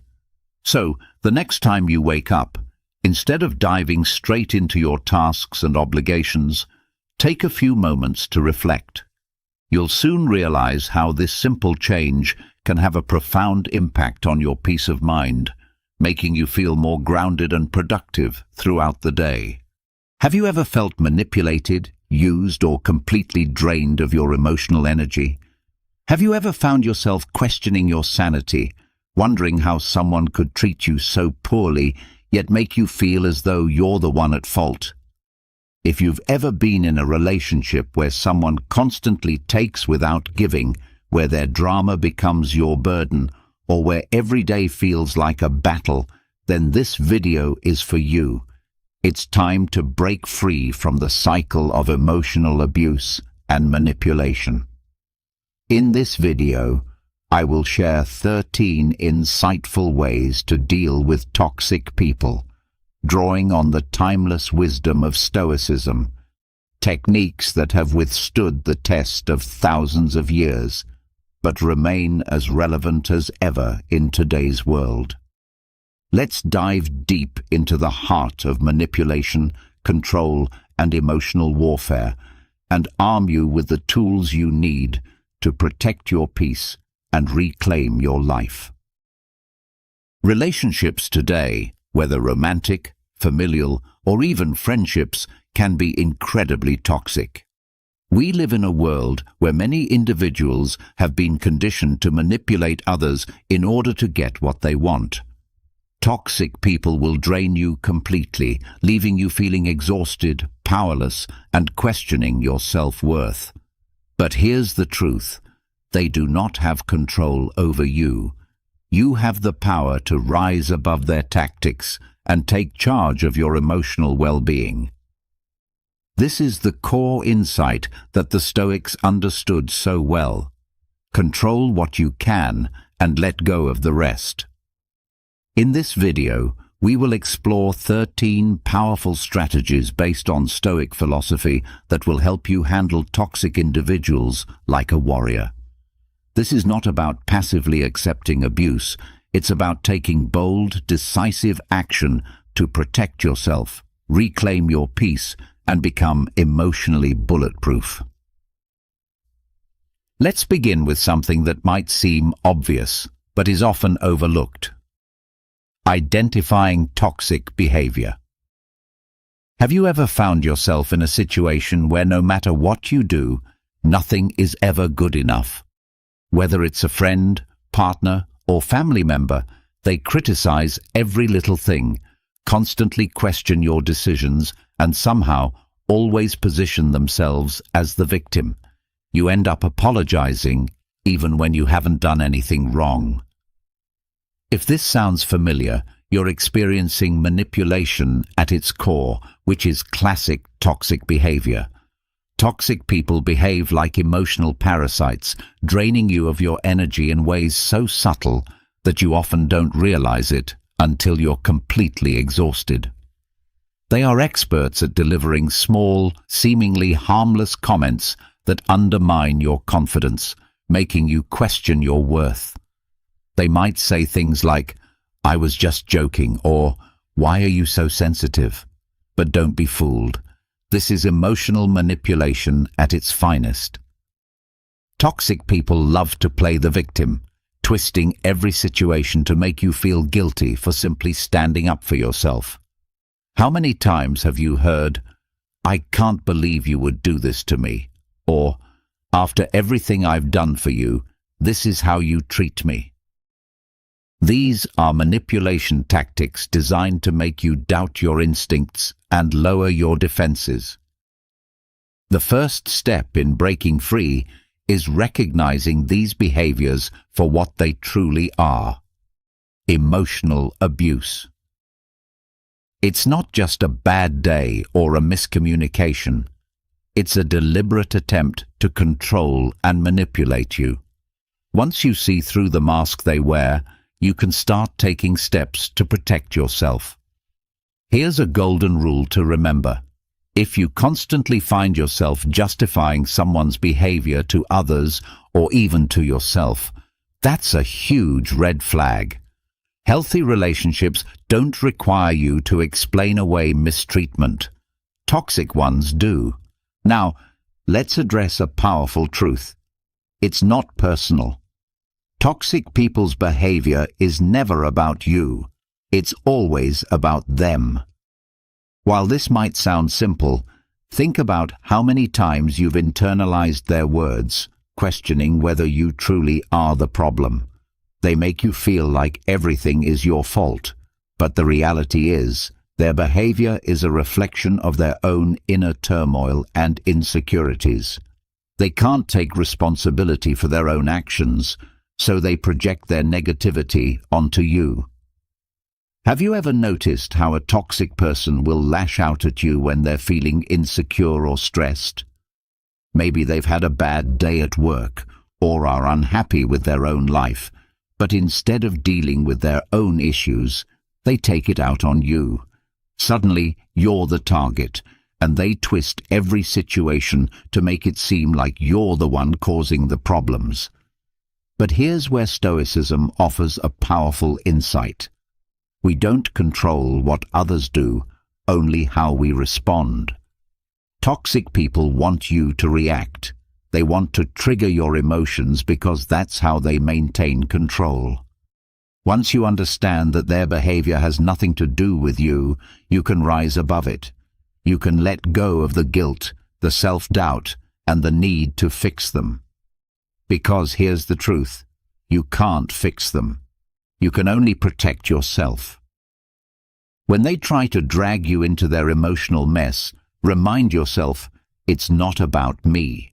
You are not their therapist, their emotional punching bag, or their scapegoat. Their issues are their responsibility, not yours. Now that you've recognized toxic behavior and understood that it's not about you, it's time to set clear boundaries. And when I say boundaries, I don't mean vague, wishy-washy lines in the sand. I mean firm, non-negotiable rules that protect your peace and well-being.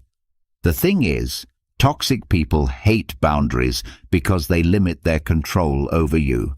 Let me let you in on a little secret. The reason toxic people push your limits is that they're testing you. They want to see how much they can get away with. It might start with small things, like constantly texting or calling you at all hours, interrupting your work, or demanding your attention when you need space. Then it escalates, and before you know it, you're sacrificing your time, your energy, and your mental health just to keep them happy. But here's the kicker. You don't owe anyone your energy. Your time and emotional well-being are precious, and you have every right to protect them. Setting boundaries isn't selfish, it's necessary. You have to be able to say no without guilt, without explanation, and without fear of retaliation. Here's a simple but powerful boundary. Stop explaining yourself. Toxic people love to drag you into endless explanations. Why don't you want to do this? How come you're acting this way? Don't you care about me? They'll use guilt, manipulation, and even anger to make you justify your decisions. But here's the thing. You don't need to justify your boundaries to anyone. Next time they try to cross a line, simply say, "This is what I need," or "I'm not available for that," and then end the conversation. The more you stand firm in your boundaries, the more they'll realize they can't manipulate you. Eventually, they'll either adjust their behavior or move on to someone else who will tolerate their nonsense. The next powerful strategy is mastering the art of non-reaction. Toxic people thrive on your reactions. They push your buttons to get a rise out of you, because, let's face it, they live for the drama. Every time you react with anger, frustration, or even sadness, you're giving them exactly what they want: power over your emotions. But here's the truth. You have the power to stop them dead in their tracks.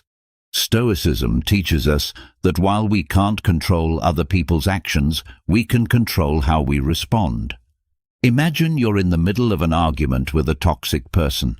They're throwing accusations, insults, and blame your way, hoping to provoke a reaction.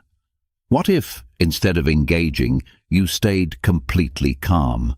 What if you simply didn't react at all? This might sound crazy, but I promise it's one of the most powerful moves you can make. When you stop reacting to their nonsense, you strip them of their power. They can't control you if you refuse to play their game. I know it's difficult, especially when they're pushing every button, but non-reaction is like building an emotional shield around yourself. The more you practice it, the less their words and actions will affect you. When someone tries to provoke you, pause, take a deep breath, and instead of reacting immediately, think to yourself, "I don't need to engage in this." Then say something neutral, like, "I hear what you're saying," or "I'll think about it," and walk away from the conversation. You don't owe them an emotional response, and you certainly don't owe them your peace of mind. Let's dive into one of the most effective techniques for dealing with toxic individuals who thrive on drama: the gray rock method. This strategy can truly change the game when you're dealing with someone who feeds on chaos and conflict.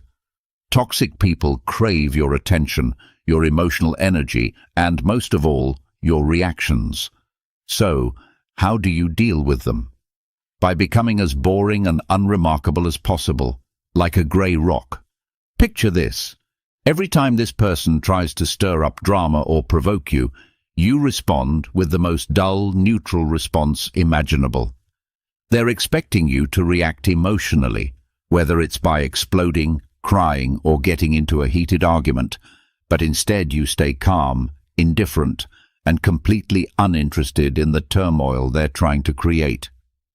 By doing this, you deny them the emotional fuel they need to keep the drama going. Why does this work? Because toxic people feed off your emotional responses. When you react emotionally, you give them the energy they crave. But when you become a grey rock, emotionless, detached, and unaffected by their antics, they lose interest. They thrive on drama, and without it, they are left with nothing. Over time, they may adjust their behavior because they're not getting the reactions they expect, or they may simply move on to someone else who will feed their need for chaos. Keep in mind, this isn't about being passive or letting them walk all over you. It's about protecting your peace. By refusing to engage in their game, you take back control, refusing to give them access to your emotions. That's the ultimate form of control. Try this next time someone tries to drag you into their toxic drama, and you'll be amazed at how quickly the dynamic shifts when you remain unreactive. Another powerful technique for dealing with toxic people is the broken record technique. Toxic individuals can be relentless. They don't take no for an answer and will keep pushing until you eventually give in. Does this sound familiar? Perhaps it's a friend who always expects you to drop everything to help them, or a partner who keeps asking for something you've already refused. These people can be like bulldozers, relentlessly pushing you until you cave in. This is where the broken record technique comes into play, and trust me, it's one of the most powerful tools you can use in these situations. Here's how it works. Instead of getting sucked into an argument or justifying your stance, you simply repeat your position over and over again, like a broken record. Imagine this scenario. Someone asks you to do something unreasonable, and instead of explaining, justifying, or debating, you calmly say, "I'm not comfortable with that." They'll push back, but you remain firm, repeating, "I'm not comfortable with that." No emotion, no defensiveness, just calm, steady repetition. Eventually, they'll realize they can't break through your wall, and they will either give up or reveal their true colors. This technique works especially well in close relationships where toxic individuals feel entitled to your time, energy, or resources. The beauty of the broken record technique is that it doesn't escalate the situation, but it firmly reinforces your boundaries.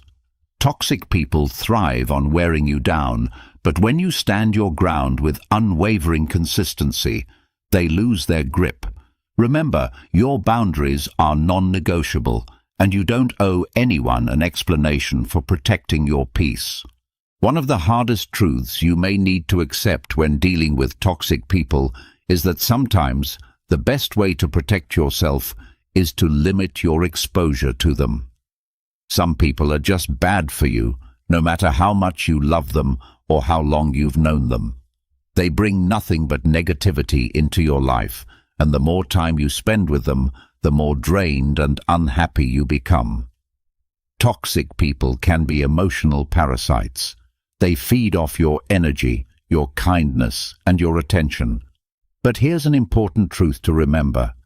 You don't owe them anything, not your time, not your emotional energy, and definitely not your mental health. Sometimes the most powerful thing you can do is put some distance between you and them. I understand that cutting ties or distancing yourself can be tough, especially when the person is a family member, a longtime friend, or someone you deeply care about. But here's the uncomfortable reality. Your well-being must come first. If someone constantly makes you feel small, stressed, or emotionally exhausted, it's time to consider limiting your exposure to them. This doesn't mean you don't care about them. It simply means you care enough about yourself to protect your peace. Limiting exposure can take many forms. It might involve seeing them less often, keeping conversations brief, or steering clear of sensitive topics that trigger toxic behavior. If it's a coworker, it could mean limiting interactions to strictly professional matters. If it's a family member, it might mean setting firm boundaries around when and how you engage with them. You can still be polite and respectful while guarding your energy. Your mental health is priceless, and toxic people do not have the right to take that from you. Building a strong support system is another powerful way to deal with toxic people. One of the most insidious tactics toxic individuals use is isolation. They'll undermine your other relationships, either subtly or not so subtly, making you feel as if they're the only ones you can rely on. Over time, they chip away at your confidence, making you doubt your judgment and distancing you from the people who genuinely care about you. This is how they maintain control, by feeding off your dependency and keeping you trapped in their toxic web. But here's a powerful truth. You don't have to go through this alone. Building a solid support system is one of the most effective ways to combat the influence of toxic people. Surround yourself with people who genuinely care about your well-being, who support your growth, and who respect your boundaries. Whether they're family, friends, or a community of like-minded individuals, having a network of people who support you will make a huge difference in how you handle toxic relationships. When you have people in your corner who uplift you, it becomes much harder for toxic individuals to tear you down. Your support system should consist of people who encourage you to be the best version of yourself, those who challenge you to grow in ways that feel empowering, not draining. These are the friends who call you out when you're slipping, but they do so with kindness, not judgment. They're the ones who respect your boundaries, support your decisions, and never make you feel guilty for choosing what's best for you. When you have a tribe of people who love and respect you, toxic people lose their power because they can no longer isolate you. Remember, the stronger your support system, the weaker the toxic person's grip on your life. Find your people, lean on them, and let their positivity reinforce your own strength. Self-care is a necessity when dealing with toxic people. Toxic individuals can be exhausting, whether through emotional manipulation, constant criticism, or relentless negativity. They have a way of draining you. That's why self-care isn't just a luxury, it's a vital tool for protecting yourself. Think of self-care as your emotional armor, shielding you from the corrosive effects of toxic relationships. Without it, you're vulnerable to burnout, resentment, and emotional exhaustion. So what does self-care look like when you're dealing with toxic people? It's more than just bubble baths and spa days, though those can certainly help. True self-care involves making decisions that protect your emotional, mental, and physical well-being. It's about knowing when to say no without feeling guilty and creating space for yourself to recharge, reflect, and recalibrate. Most importantly, it's about recognizing that your needs are just as important, if not more important, than anyone else's. Toxic people will never prioritize your needs. They'll expect you to put them first, to sacrifice your time, energy, and well-being for their benefit. But here's the key. You don't have to do that. You have the right to put yourself first, to take care of your mental health, and to refuse to let their negativity drain you. Self-care might involve taking breaks from social interactions, practicing mindfulness or meditation, or engaging in activities that bring you joy and fulfillment. Self-care also means recognizing when you've reached your limit. If a toxic person is pushing you too far, it's okay to take a step back, create space, and focus on your healing. Stoicism teaches us the importance of maintaining inner peace, and self-care is the foundation of that peace. When you prioritize your well-being, toxic people lose their power over you because you no longer depend on their approval or validation. Dealing with toxic individuals can feel overwhelming, but one of the most crucial realizations you need to have is this: you cannot fix them. No matter how deeply you love them, how much effort you put into understanding their behavior, or how many sleepless nights you spend trying to help them, you are not responsible for their healing. Toxic people often remain trapped in cycles of manipulation, blame-shifting, and control, because these patterns serve their own needs, whether it's emotional validation, power, or simply the ability to control others. The more you attempt to fix them, the more you become ensnared in their web. Think about times when you've tried helping someone, only to find that your efforts go unnoticed or unappreciated. Perhaps you've been in a relationship where no matter how much you gave, your partner constantly made you feel like it was never enough. This is how toxic people draw you into a cycle of guilt and obligation. You become fixated on trying to fix them, but they remain unchanged because deep down they don't want to change. Here's the harsh truth. You are not their savior. You cannot save someone who does not want to be saved.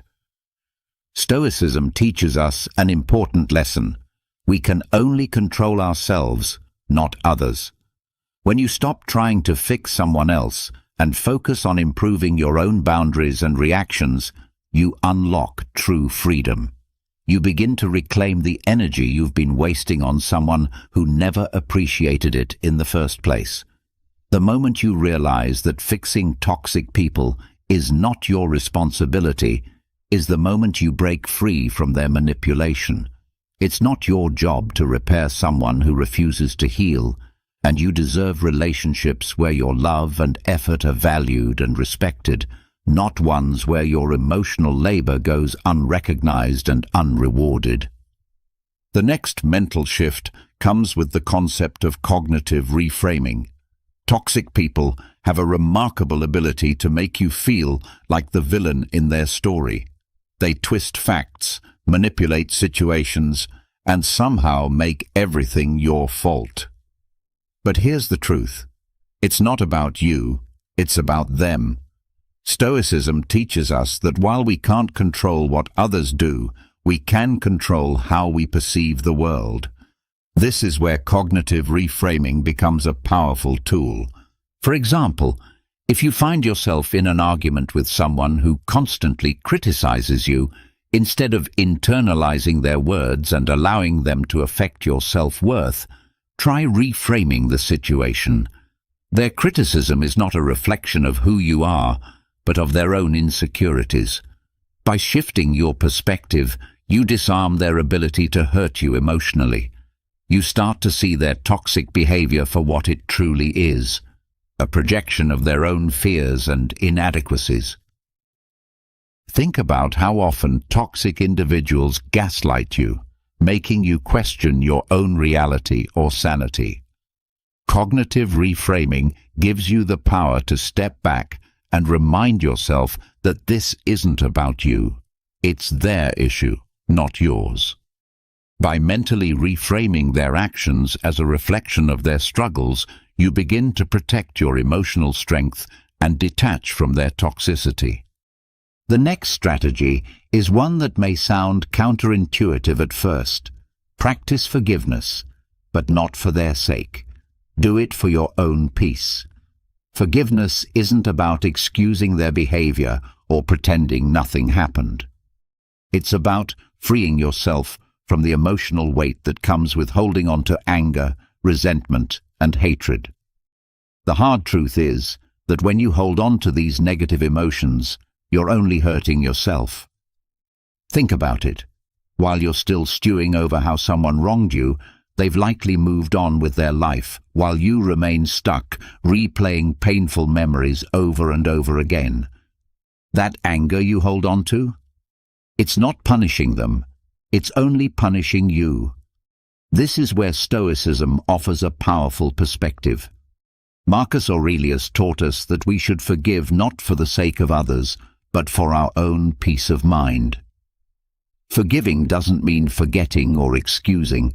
It means releasing the emotional grip they have on you. When you forgive, you stop letting their actions define your mood, happiness, or life. Forgiveness becomes a way to reclaim your power. Start small in your journey toward forgiveness. Instead of immediately trying to forgive someone for a major betrayal, begin by letting go of smaller grievances. the rude comments, the dismissive attitude. You'll be surprised at how much lighter you feel as you practice this. Over time, this will build your emotional resilience and prepare you for bigger challenges. And remember, this is about you, not them. Forgiveness is a powerful act of self-care. By letting go of resentment, you make space for peace, growth, and joy. You evict toxic people from your mental space and free yourself from their influence. Finally, there comes a time when you must walk away. It doesn't matter how long you've known someone or how much history you share with them. When someone consistently disrespects your boundaries, manipulates your emotions, or drains your energy, you need to walk away. Walking away isn't a sign of weakness. It's the ultimate display of self-respect and strength. Toxic people will try to convince you that you're the problem. They'll make you feel guilty for leaving or claim that you didn't fight hard enough to save the relationship. But don't fall for their manipulation. The truth is that you've already given enough of yourself. You've invested enough energy trying to save a relationship that continues to drain you. Now, it's time to prioritize yourself. Imagine being in a toxic romantic relationship where your partner constantly undermines you, insults you, or makes you feel like you're walking on eggshells. No matter how much you love them or how hard you try, nothing will change. The healthiest choice is to walk away. It's not easy. There will be guilt, sadness, and fear of the unknown, but your mental and emotional health are far too important to sacrifice. Walking away is about reclaiming your life. It's about refusing to let toxic people continue to hold power over you.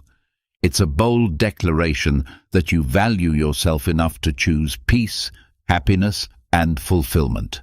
This is your life, and you deserve better than to stay tethered to someone who constantly drags you down. Here's the bottom line. You cannot heal in an environment that makes you sick. If a relationship, whether it's with a partner, friend, or family member, is toxic, it's time to walk away.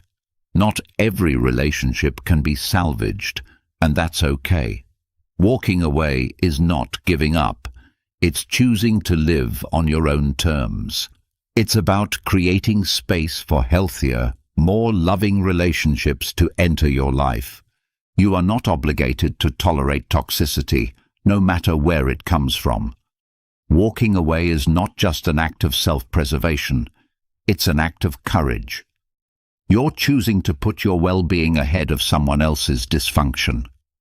This is the greatest gift you can give yourself. In conclusion, dealing with toxic people is undoubtedly one of the most challenging experiences, but it can also be one of the most empowering. By applying these Stoic-inspired strategies, identifying toxic behavior, setting boundaries, mastering non-reaction, practicing forgiveness, and ultimately walking away, you can regain control of your emotional and mental health. Remember, you are not responsible for fixing toxic people, and you don't owe them your peace or your energy. You are responsible for yourself, and that is your greatest power. These principles will not only protect you from toxic people, but also help you grow into the best, strongest version of yourself. You deserve relationships that nurture you, not ones that drain you. With these strategies, peace is something you can achieve, no matter how toxic the people around you may be. If this video resonated with you and you found these insights valuable, I encourage you to subscribe to the channel for more content like this. I am dedicated to helping people break free from toxic relationships and live healthier, happier lives. And if you're in a position to support the channel further, consider joining our channel memberships. Every membership helps us continue to create content that empowers people like you to take control of their lives and find peace in a world full of chaos. When we think about the noise that fills our minds, it's those endless inner dialogues that immediately come to the forefront. The worries, the fears, the endless what-ifs, they occupy every mental corner until, without even realizing it, we become entangled in a cycle that holds us captive. This cycle often paralyzes us, especially in today's world, where distractions are constant and life's demands feel overwhelming. Calming the mind has become an enormous challenge, and this is exactly where Stoicism steps in, not just as a tool for enduring hardship, but as a reliable guide through the storm of mental chaos. Stoicism, at its heart, is about more than simply enduring adversity.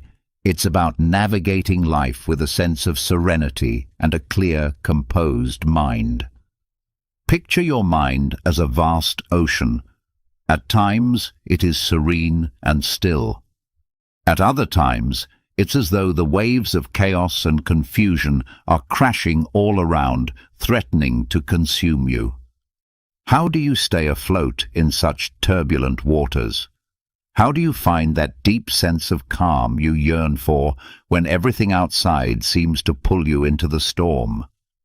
This is where 8 straightforward Stoic strategies come in. Tools not rooted in quick fixes or magical thinking, but in principles that ancient wise men lived by daily. These same principles can be applied in our lives today, even though our world looks drastically different. Let's begin with accepting reality as it is, without resistance. One of the most profound teachings of Stoicism is the radical acceptance of reality just as it presents itself. Life doesn't always go according to plan, and in those moments our minds tend to overflow with frustration, anger, or sadness. But instead of fighting what cannot be changed, the Stoic path encourages us to accept things exactly as they are. Seneca put it perfectly when he said that fate leads those who accept it and drags those who resist. It's this inner resistance to what happens that creates immense psychological distress. Think about how many times you found yourself stressed over something that had already occurred, or felt upset about a situation not unfolding as you had hoped.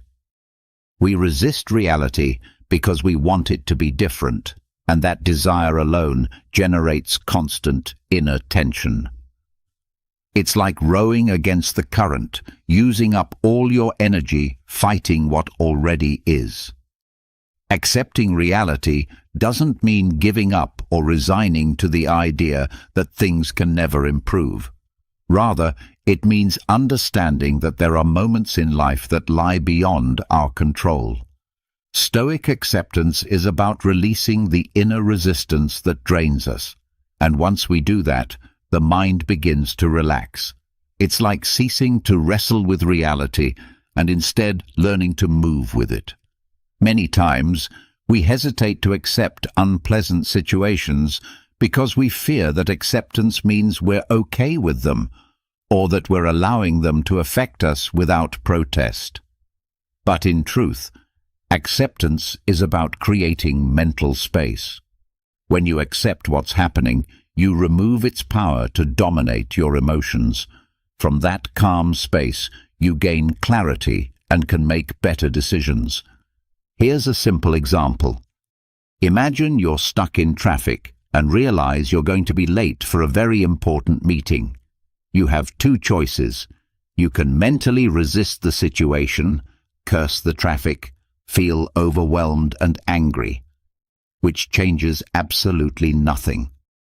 Or you can accept where you are, recognize there's nothing you can do to change it in that moment, and shift into a calmer state.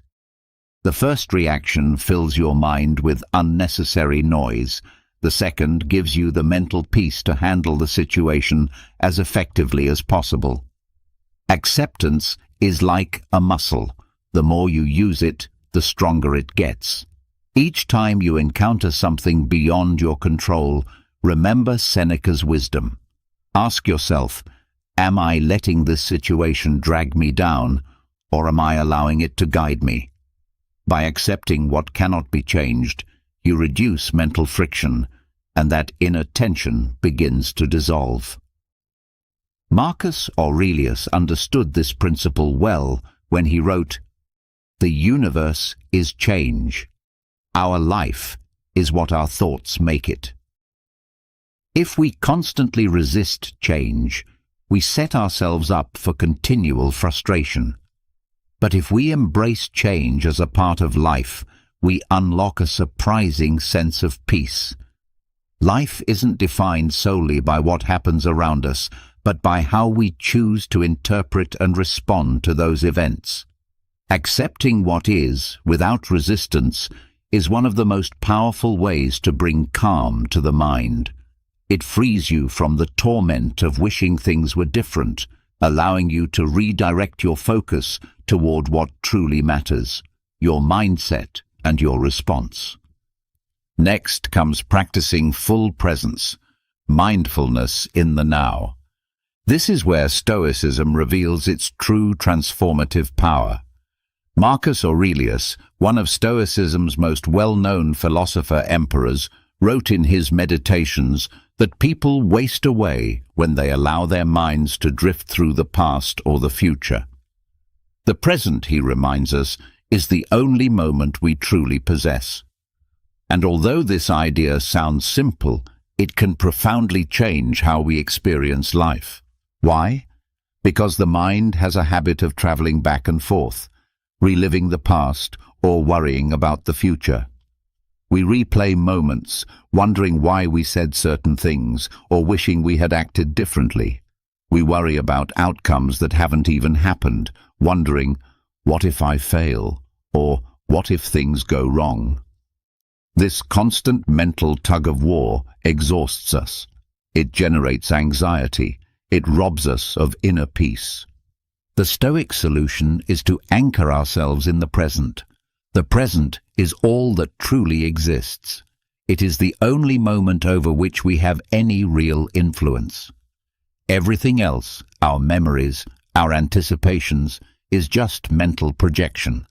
The more time we spend mentally elsewhere, the further we drift from clarity and peace. Practicing mindfulness, what we now commonly call being present, means returning your attention again and again to what is happening right now. It doesn't mean ignoring the past or avoiding thoughts of the future, but it does mean becoming aware of when you're lost in them and gently guiding your mind back to the here and now. This is a practice. At first, it can feel unnatural because our minds are so conditioned to wander. But the more we practice, the more we begin to feel the incredible power of presence. Think about those moments when you're completely immersed in something, whether it's a captivating book, an engaging conversation, or even a simple meal enjoyed without distractions. During those times, your mind is calm. There are no worries, no regrets, no fears, just pure awareness. That's the core of this strategy. A practical way to start is by paying close attention to your breath. When your thoughts begin spiraling into the past or future, pause. Take a few deep breaths. Focus on the sensation of air moving in and out of your body. This simple act can ground you in the moment. Marcus Aurelius also advised us to focus on what's in front of us, to give our full attention to the task at hand. When you train your mind to return to the present, something extraordinary happens. The mental noise begins to fade. The thoughts may still be there, but they no longer control you with the same force. In the present moment, there is no room for regrets or anxiety, only awareness of what you're doing right now. And that awareness brings a sense of calm and clarity that's hard to find anywhere else. The practice of mindfulness is what breaks the endless mental loops that fill your mind with unnecessary chatter. By returning again and again to the present, you discover that this moment, just as it is enough. And in that realization, peace begins to grow. Now let's explore emotional detachment. This is one of those powerful Stoic tools that, once truly understood, can completely reshape how you perceive life. But we must be clear, emotional detachment in the Stoic sense doesn't mean becoming cold or distant. On the contrary, it's about loving deeply and committing fully, but doing so without letting your happiness or inner peace depend on outcomes that lie beyond your control. Seneca expressed this well when he said, "Love, but love as one who knows it won't last forever." At first glance, that might sound harsh, but the purpose behind this teaching is liberating. When we grow too emotionally attached to something, a person, a possession, or even a cherished dream, we set ourselves up for suffering. Life changes, circumstances shift, and when they do, it's that very attachment that creates our pain. Emotional detachment is not about caring less. It's about holding things, people, and outcomes more lightly. It's recognizing that all things are temporary, and that true peace comes from within, not from external conditions. Detachment doesn't weaken your love, it strengthens your resilience. Because you can love, you can care, and you can commit, while still remembering that nothing is guaranteed to remain the same. The moment we release the need to control or cling, we begin to free ourselves from the emotional chaos that drains us. This is the Stoic way of loving fully while standing firm within yourself, being engaged with life, yet not enslaved by its inevitable changes. Practicing emotional detachment doesn't mean withdrawing from life. It actually means engaging with life more deeply. It's about cherishing what you have and valuing your relationships without becoming so attached that your happiness feels dependent on them. Think about how often you've experienced anxiety or emotional distress simply because you feared losing something, a job, a relationship, a dream opportunity. That sense of emotional dependency generates fear, and when life doesn't unfold the way we hoped, suffering becomes inevitable. But detachment isn't about cold indifference. It's about liberating yourself from the grip that external outcomes have over your inner peace. The Stoics believed that it's entirely possible to love and appreciate something deeply while simultaneously recognizing its impermanence. When you cultivate this kind of emotional detachment, your mind begins to quiet down. You're no longer tormented by the fear of losing what you hold dear. You begin to live in the present, grateful but grounded, fully aware that nothing is guaranteed to last forever. Consider a common, everyday example: attachment to material possessions. Imagine owning a car you absolutely love. It's perfectly fine to care for it and enjoy it. But if you become overly emotionally attached, something as small as a scratch or mechanical issue can throw off your entire day or even your week. Practicing detachment would mean saying, "I value this car, but I understand that it is just a possession. If I lose it tomorrow, I'll still be okay." This mindset doesn't just ease your anxiety, it shifts your entire perspective, allowing you to relate to your belongings in a healthier, more balanced way. Epictetus offered powerful wisdom on this subject when he said, "Never say of anything, 'I have lost it,' but 'I have returned it.'" The idea is simple yet transformative. Nothing truly belongs to us forever. Everything is part of the natural cycle of life. Rather than seeing a loss as something being taken from you, see it as something returning to where it came from. Adopting this mindset radically changes how you process and respond to loss, whether it's something big or something small. As you begin to live with emotional detachment, you'll find that the situations which once filled you with anxiety and stress begin to lose their intensity. It doesn't mean you've become indifferent. It means you no longer give those situations the power to dictate your peace of mind. You begin to understand that true happiness and lasting calm come from within, not from what you possess or who surrounds you. Detachment opens the door to incredible mental freedom. When you're no longer emotionally tethered to outcomes, you can fully enjoy the moment, free from the constant dread of loss. And it is within that space of freedom that real peace is found. Reflecting on your day, every single day, is another practice the Stoics deeply valued. Marcus Aurelius, in his Meditations, would write down his thoughts, reflect on his actions, and analyze how he dealt with the challenges of his day. This wasn't just a ritual, it was a tool for growth and clarity. He encouraged himself and us to take an honest inventory at the end of the day. What did I do well? What could I have done better? What lessons can I carry into tomorrow? This habit of daily reflection is one of the most effective ways to soothe the mind and steer it toward constant improvement. Why? Because our minds are often overwhelmed, not only by the chaos of the world around us, but also by our own lack of self-awareness.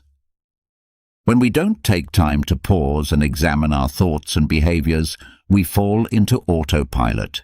We repeat the same mistakes, react in the same patterns, and often don't know why we feel stuck. Daily reflection is your opportunity to hit the pause button, to look within, and to regain control of your thoughts and actions. Imagine that before going to sleep, you spend a few quiet minutes revisiting your day. It's not about harsh self-criticism, it's about curiosity and honesty. How did you handle challenging moments? Were there times you remained calm? Did you make decisions you feel proud of? This nightly habit doesn't just help you correct your missteps, it also helps you recognize your victories. In a world that moves fast, we rarely take time to appreciate the good choices we make or the wisdom we apply in our daily lives. But acknowledging those moments, when you stayed patient, spoke kindly, or took courageous action, builds confidence and reinforces your inner calm. Seneca also emphasized this habit of nightly self-assessment. He advised us to judge ourselves at the end of the day. Write it all down, examine your words and thoughts, because each day is like a miniature lifetime. When you do this, you gain a deeper understanding of yourself and can make intentional adjustments when things don't go as planned. This practice doesn't only illuminate your flaws, it also magnifies your small but meaningful achievements. These moments become anchors for your peace of mind, building resilience and a steady, balanced inner life. The idea is simple. Every night, take a few minutes to think about your day. You might even want to keep a journal, just like Marcus Aurelius did. Journaling helps you organize your thoughts and provides a space to let go of lingering worries before bedtime. It's a method for clearing your mental clutter, promoting restful sleep, and beginning the next day with clarity and calm. A useful practice is to ask yourself 3 questions each night. What did I do well today? What could I have done better? And how can I improve tomorrow? These reflections train you to live more mindfully and to close each day with purpose. Over time, this habit becomes a powerful cycle of self-awareness and continuous personal growth. When practiced consistently, daily reflection helps you correct mistakes, reinforce wise decisions, and keep your focus on what truly matters. It gives you a sense of control over your emotions and your life, which naturally reduces stress and anxiety. If you're finding value in this message, consider liking and subscribing to the channel for more insights on calming your mind with the wisdom of Stoicism. Your support means a lot. Another vital Stoic lesson is to control your thoughts. Don't let them control you. The Stoics deeply understood that the root of a disturbed and anxious mind isn't the events themselves, but how we interpret those events. Epictetus put it perfectly. It's not what happens to you, but how you interpret it. This phrase captures the profound truth that while we can't always control our external circumstances, we can absolutely control how we respond to them, and that response begins with our thoughts. Your mind is like a garden. If left untended, weeds, negative thoughts, worries and fears can quickly overrun it. It's incredibly easy to let negative thoughts spiral out of control. One small setback or mistake can turn into a flood of self-critical or catastrophic thinking. Everything's going wrong. I'll never fix this. I'm a failure. These thoughts generate chaos and unnecessary mental noise. The Stoic approach teaches us to observe our thoughts from a distance, as if we were an outside observer. You don't need to believe everything your mind tells you. Epictetus also reminded us that men are not disturbed by things, but by the opinion they have of them. This insight urges us to pause and question the automatic thoughts that cause us distress. Is this situation really as bad as I'm making it out to be? Is there another way to see this? To control your thoughts doesn't mean suppressing them. It means examining them, challenging them, and gently steering them in a more constructive direction. When your mind starts filling with negative or overwhelming thoughts, ask yourself, is this thought helping me, or is it making things worse? If the answer is that it's making things worse, then you have the power to shift your focus, to choose a thought that serves you better. This is where the Stoics introduce the concept of the discipline of thought, a mental habit developed through consistent practice. It's about training your mind not to be dominated by unchecked thinking. Think of your mind like a wild horse. At first, it may be unruly and hard to control, but with patience and dedication, you can learn to guide it where you want it to go. One practical technique is the Stoic art of reframing. When you catch yourself falling into a negative or stressful thought pattern, take a step back.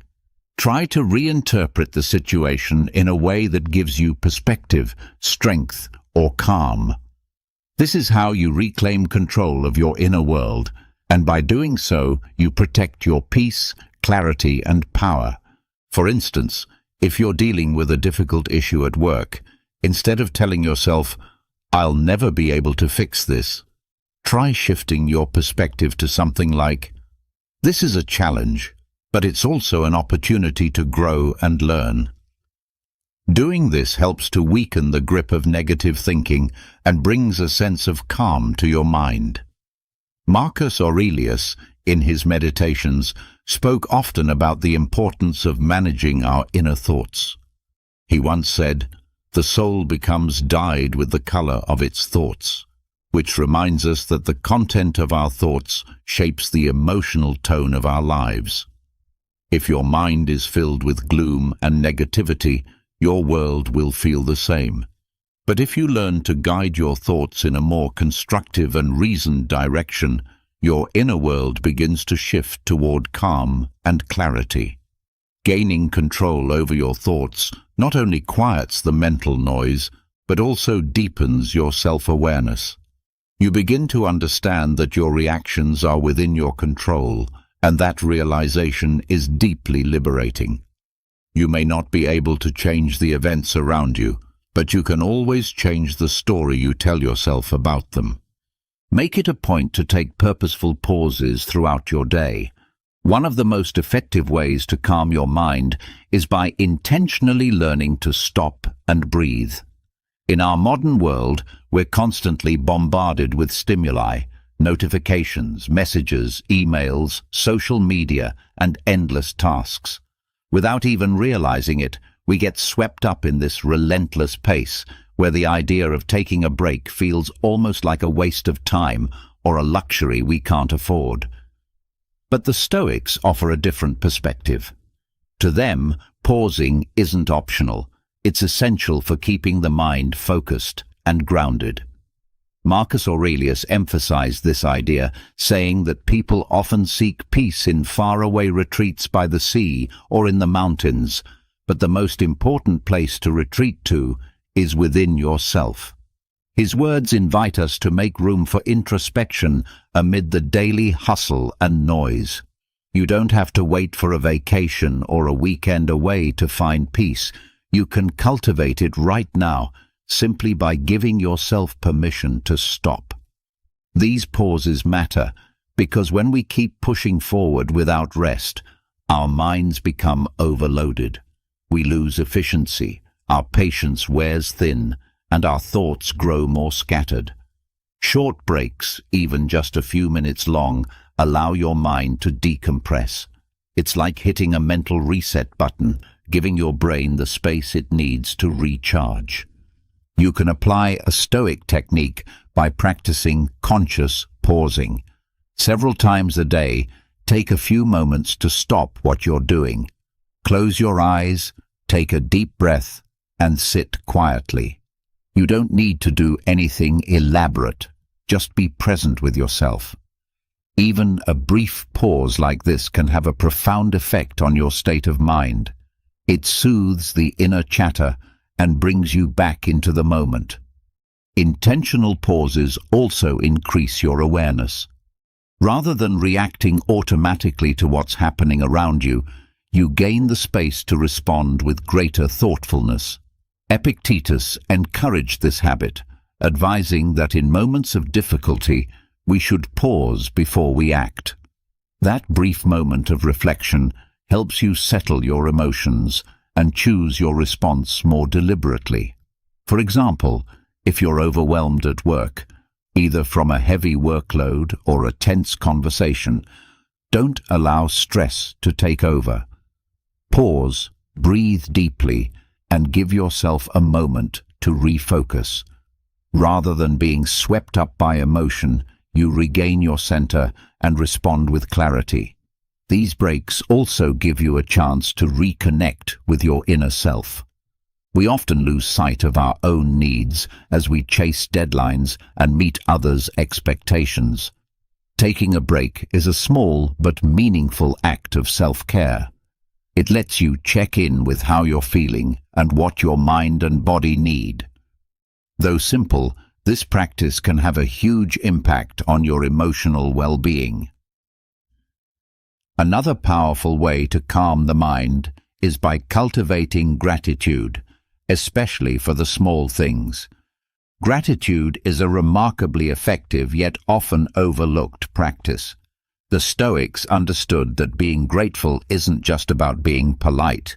It's a mental discipline that can radically shift how you see your life. Seneca captured this beautifully when he said, "It is not the man who has too little, but the man who craves more, who is poor." In other words, much of our unhappiness comes not from what we lack, but from our obsession with always wanting more. The noise in our minds often grows from this insatiable desire to achieve more, to become more, to acquire more. We live in a culture that constantly tells us we're not enough, and that happiness lies somewhere out there in the future. This mindset keeps us in a state of chronic dissatisfaction and restlessness. But gratitude shifts that focus. When you begin to appreciate what you already have, no matter how small, you quiet that endless craving.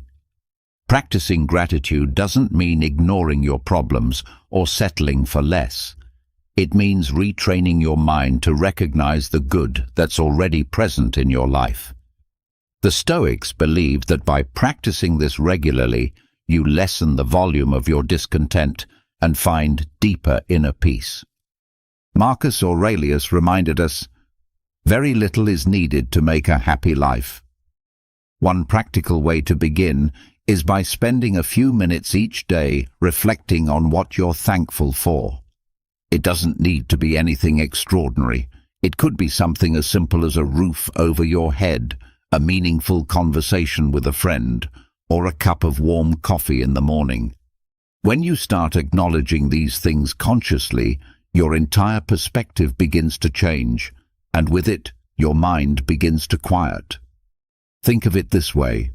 When you're feeling stressed or overwhelmed, instead of fixating on what's missing, redirect your thoughts to what's already present. For example, if you're anxious about money, rather than obsessing over what you lack, you could reflect on what you've already accomplished, the opportunities you've been given, or even just the fact that you have food to eat and clothes to wear. While this doesn't magically erase your problems, it does lift you out of the spiral of negative thoughts that fuel anxiety. It brings you back to clarity. Gratitude also transforms how you relate to others. Often, we focus on how people let us down or what they fail to do, which builds resentment and emotional noise. But when you start appreciating even the small things that people do, your relationships improve and you feel more at ease. Ultimately, gratitude is a way of recognizing that even though life may not be perfect, there is always something to be thankful for. Seneca also emphasized that gratitude should not remain an internal feeling, it should be shared. Letting others know that you appreciate them strengthens your connections and adds a sense of harmony to your mental environment. Learning to release the past is also crucial for mental clarity. One of the most persistent sources of inner turmoil is our attachment to past events, whether it's mistakes we've made, missed chances, or painful experiences. Our minds can easily get stuck in loops, rehashing things we can no longer change. This habit creates unnecessary emotional weight, but the Stoics were clear about how we should approach the past. Epictetus advised us to remember that what has already happened is beyond our control, but how we respond to it now is entirely within our power. Letting go of the past doesn't mean pretending it never happened. It means accepting it for what it was and recognizing that we no longer have the ability to alter it. The past is fixed. Spending energy on regrets or what-ifs only creates more anxiety and stress. By learning to release these thoughts, you give your mind space to find peace. Clinging to the past is like carrying a backpack full of heavy stones. Each regret, each painful memory, each mistake is another burden. Eventually, that weight becomes so overwhelming that it robs you of your ability to fully experience and enjoy the present moment. Stoicism invites us to drop that weight, not out of denial, but out of acceptance. When you stop carrying the emotional baggage of the past, you begin to walk more lightly, more freely, and with a mind that is clearer and more at peace. Stoicism teaches us a powerful lesson: to release the weight we carry from the past. It encourages us to drop that emotional backpack, to take the lessons from our mistakes without allowing them to imprison us. Seneca captured this truth beautifully when he said we must not let the past rob us of the present. And that's exactly what happens when we cling to what's already gone.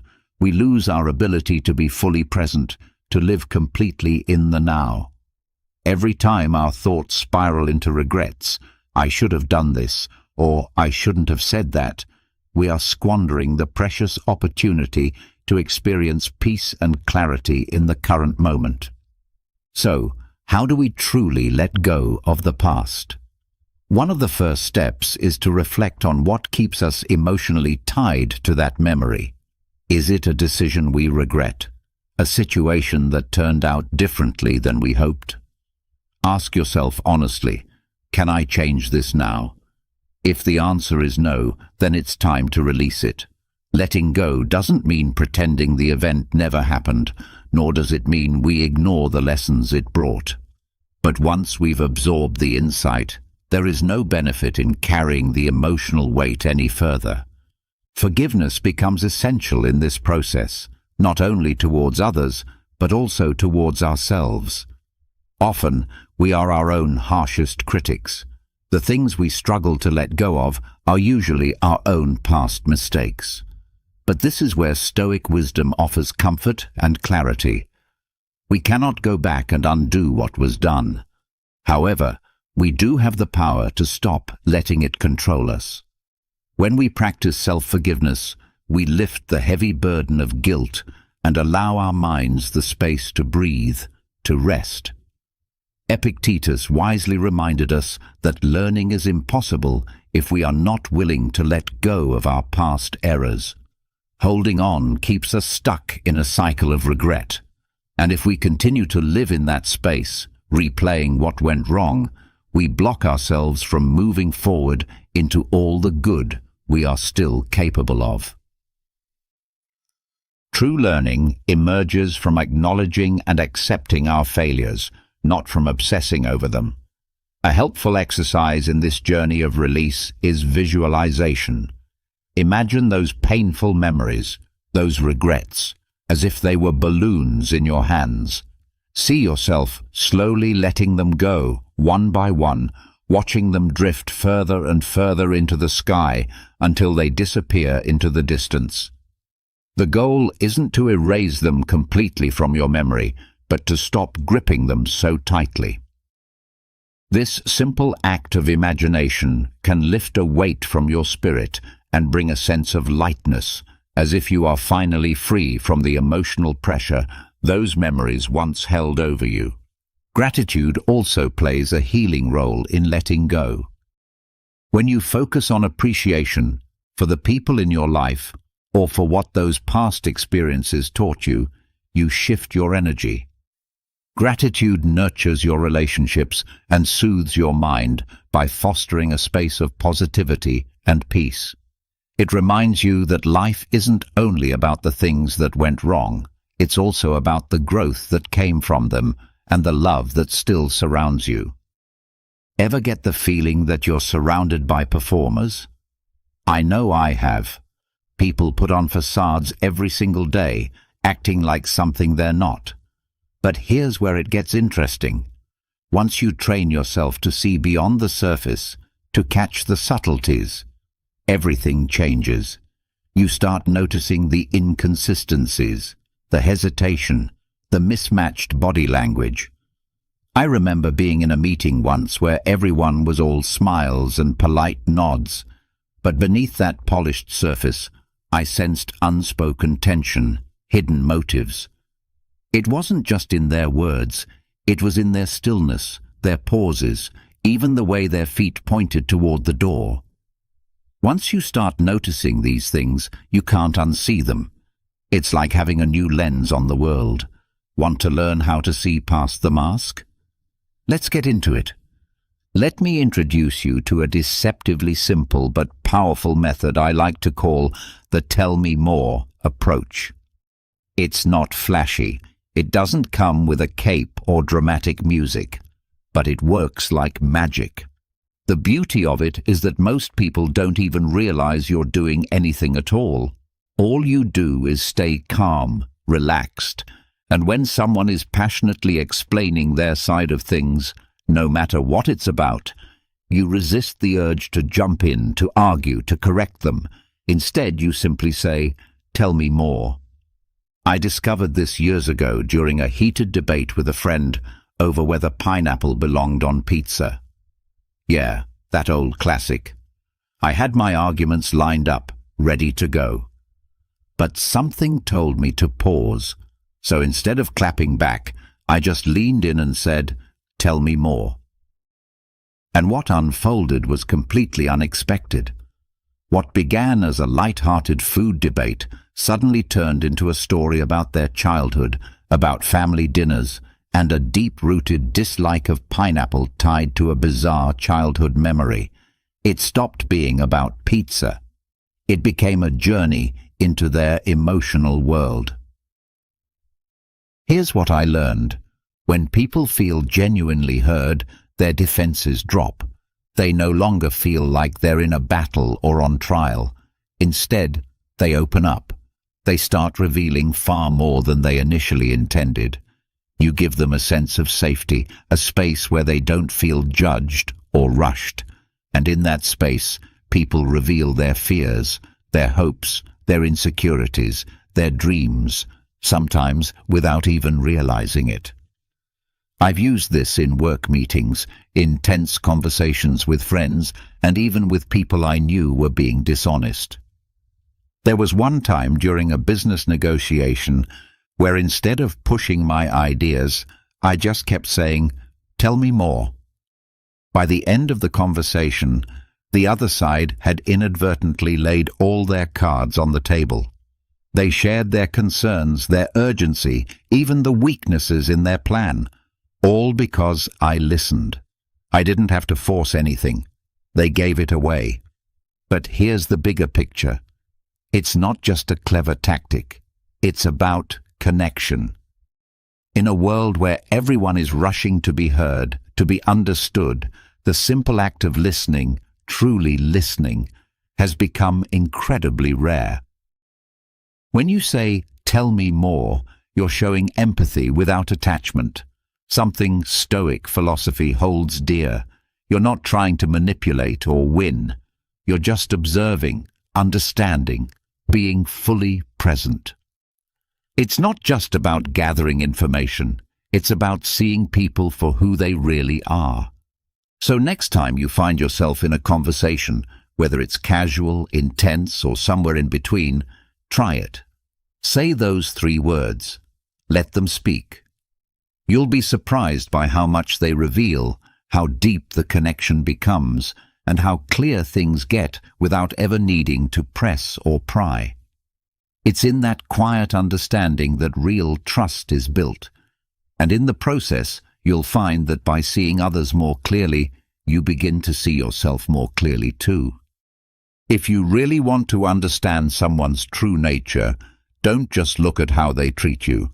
Look at how they treat people they consider beneath them. This might sting a little because it uncovers a harsh reality about human behavior.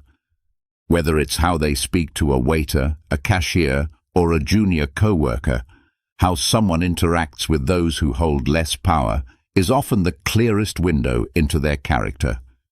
I had to learn this the hard way. There was someone I worked with who seemed like a great person. On the surface, they were charming, funny, always respectful in meetings. But one afternoon we went to lunch, and I saw something that changed everything. The moment we sat down, they snapped at the waiter, barking orders, treating him like he was invisible or worse, like he didn't matter. It was jarring. That warmth they showed in professional settings vanished the moment there was nothing to gain. That day I realized this wasn't a rare moment of rudeness. This was who they really were when they thought no one important was paying attention. The truth is, people reveal themselves not when they're under scrutiny, but when they think they're safe from judgment. If someone is kind to you, but cruel to someone they think can't fight back, that's not kindness, that's calculation. It's selective behavior, not real decency. Stoic philosophy encourages us to observe people with clarity, without being swayed by charm or social masks. And this is one of the most reliable indicators of integrity. Kindness should be consistent. True character doesn't shift based on who's watching. When someone has no incentive to be nice and they choose kindness anyway, that's when you know it's genuine. I've started using this as a silent benchmark in my life. Whether it's friends, colleagues, or even someone I'm dating, if they treat everyone with respect, regardless of status, that's a green light. But if they dismiss others just because they can, it tells me everything I need to know. And here's the deeper insight. How someone treats others is often a reflection of how they view themselves. People who are secure in who they are don't need to belittle others to feel important. They don't measure their worth by standing above someone else. But those who do, they're usually trying to mask their own insecurities, propping themselves up by putting others down. It's a fragile power built on arrogance and fear, not real strength. So if you want to see past the surface, stop watching how someone treats the people they want to impress. Start watching how they treat those they think they don't need. That's when the mask slips. That's when you see the real person. If you truly want to understand someone's behavior in the present, you have to consider where they've come from. People like to say, the past is behind us. But the truth is, it's not gone. It's living inside us, influencing our choices, our fears, and our reactions. We are shaped by what we've been through, whether we admit it or not. I had a friend who always seemed tense, easily triggered, overly cautious in relationships. For a long time, I assumed it was just their personality. But as we became closer, the pieces started to fall into place. They had grown up in a household where trust was fragile, where love had strings attached, and where they were constantly made to feel they had to prove their worth. They had also been betrayed in adulthood, by friends, by romantic partners, by people they had counted on. Their guardedness wasn't irrational. It was a defense system built from years of pain. That's the thing about people. We all carry invisible blueprints. The way we act, the things that trigger us, the patterns we fall into again and again, they're often echoes of past experiences. It's not about making excuses for poor behavior. It's about understanding the source. Someone who was abandoned may become clingy in relationships. Someone who was constantly criticized might grow up needing validation. Someone who was used may now have trust issues. These behaviors aren't random. They're protective responses born from pain. Stoicism teaches us to observe reality without adding unnecessary judgment. Part of truly seeing someone involves understanding the experiences that have shaped them. This becomes especially clear in romantic relationships. You might meet someone who seems perfectly fine at first, but over time, patterns begin to reveal themselves. Maybe they're overly jealous or have trouble with commitment. In many cases, if you look deeper, you'll find unresolved wounds from their past relationships. Their current behaviors are often fueled by a fear of being hurt again. Recognizing this doesn't mean you should excuse toxic behavior, but it does give you a clearer picture of where they're coming from. The truth is, many people live out cycles that were set in motion by past experiences. They repeat patterns without even knowing it. Take, for instance, a co-worker who constantly craves affirmation. Chances are they're reliving a childhood where they felt like they were never enough. Or a friend who sabotages every relationship they're in. They're likely responding to a deep-seated fear of rejection rooted in past heartbreak. Their actions, habits, and choices often mirror unresolved parts of their earlier life. What's even more powerful is that by understanding someone's past, you not only learn how to better relate to them, but you might also help them recognize and break free from those patterns.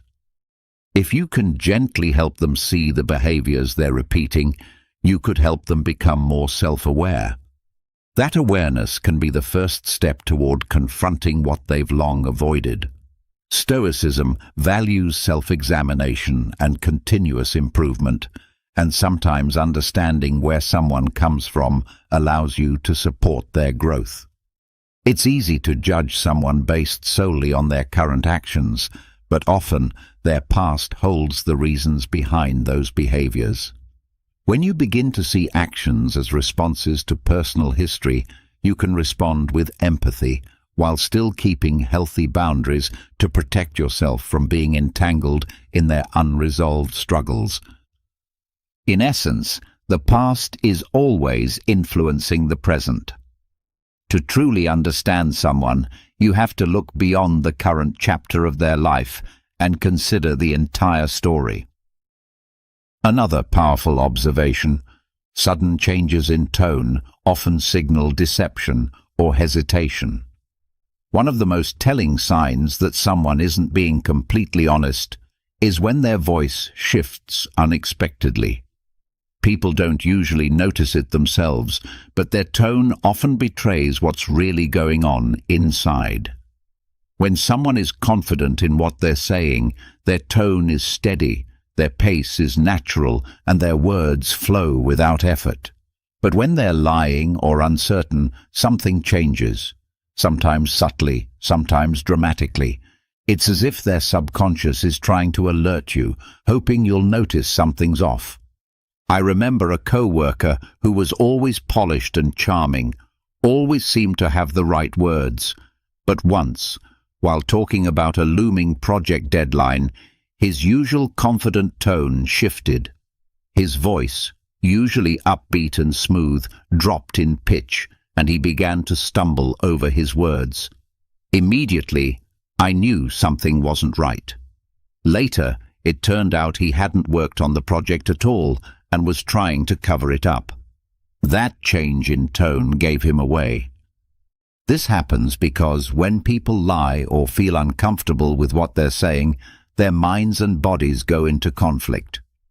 While their brain tries to maintain the lie or hide the truth, their body, especially their voice, often betrays the internal stress. This can come out as a higher pitch, a crack in the voice, or a pause that's just a bit too long. It creates a mismatch between their tone and their words. Think about the last time you caught someone lying. How did their voice sound? Did it suddenly drop? Did they speak faster or slower? Sometimes people overcompensate and sound overly cheerful, like they're trying too hard to seem normal. These subtle shifts are subconscious signs of discomfort. They're not always trying to manipulate you. Often, they're struggling with the lie they're telling themselves. The discomfort of that lie leaks into their voice. Stoicism teaches us to observe without judgment, and this is a great example of how powerful that kind of observation can be. By tuning into the way someone speaks, not just what they say, you can sense what's really going on beneath the surface. It's not always about catching a lie. Sometimes it's about sensing hesitation or uncertainty. I had a friend who was always enthusiastic about plans until I suggested something she didn't actually want to do. Her voice would shift from excited to flat, like a switch had been flipped. That was always my cue she wasn't on board, even if she said she was. You'll notice this in all kinds of situations: relationships, business, casual conversations. 1 minute, someone's animated and friendly. The next, they're evasive or defensive. Their words might not change, but their tone does.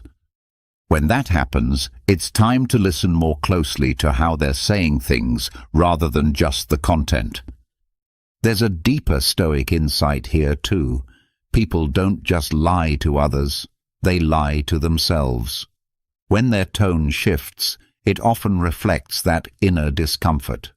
They're at odds with themselves, and that tension spills out through their voice. Even in our own lives, we've all said things we didn't fully believe and heard our own voices falter. That hesitation, that wavering tone, it's the sound of inner doubt. This is why Stoicism stresses the importance of aligning thoughts, words, and actions. When those three don't match, the imbalance becomes evident, often in ways we don't even realize. So the next time you're in a conversation and notice an unexpected shift in someone's voice, maybe their energy drops, their pitch changes, or there's an awkward pause, don't dismiss it. Ask yourself, what might they be holding back? What are they unsure about? It doesn't always mean they're lying, but it often means they're not being completely honest. perhaps not even with themselves. If you pay attention, their voice will tell you more than their words ever could. And then there's this powerful truth. The most honest moments happen when people think no one is watching. If you really want to understand who someone is at their core, watch how they behave when they believe they're alone. In those moments, people drop the mask they wear for society, the persona they've carefully crafted to gain approval or avoid conflict, and their true nature emerges. It's a difficult truth, because we all like to believe we're the same person in private as we are in public. But often, people act very differently when the spotlight isn't on them. I once worked with a manager who seemed like the model of professionalism. She was courteous, calm, and respectful when the bosses were around. But the moment they left, she turned into someone else entirely, short-tempered, condescending, and dismissive toward the rest of us. It was a jarring shift, and it taught me something important. The version of someone you see when they believe they're being watched isn't necessarily their true self. When people feel they're in the spotlight, they become highly aware of how they're being perceived. They act in ways they think will earn them praise or keep them out of trouble. But once they believe no one's watching, the filters come off. You see their true character in how they treat those who can't benefit them, in how they behave when there's no accountability. These small, quiet moments, when they think no one is paying attention, are where their real values show. This principle is just as relevant in personal relationships. At the start of a romance, people are usually on their best behavior, working to impress each other. But if you want to see who someone really is, observe them during unguarded moments, when they're not trying to impress. How do they treat the waiter at dinner? How do they act when they're frustrated, or when they think you're not watching? Do they still show kindness, patience, and respect? Or does their mask slip and reveal something different? I've seen it happen at parties too. Someone might be the center of attention, charming, funny, full of life, but as soon as they think no one's looking, they turn cold or dismissive. Their true self isn't in the spotlight, it's in the shadows. From a Stoic perspective, this makes perfect sense. Stoicism encourages us to observe life and people as they are, without judgment. By paying attention to how someone behaves when they think no one is watching, you gain a much deeper understanding of who they really are. These unguarded moments offer clarity that no performance ever could.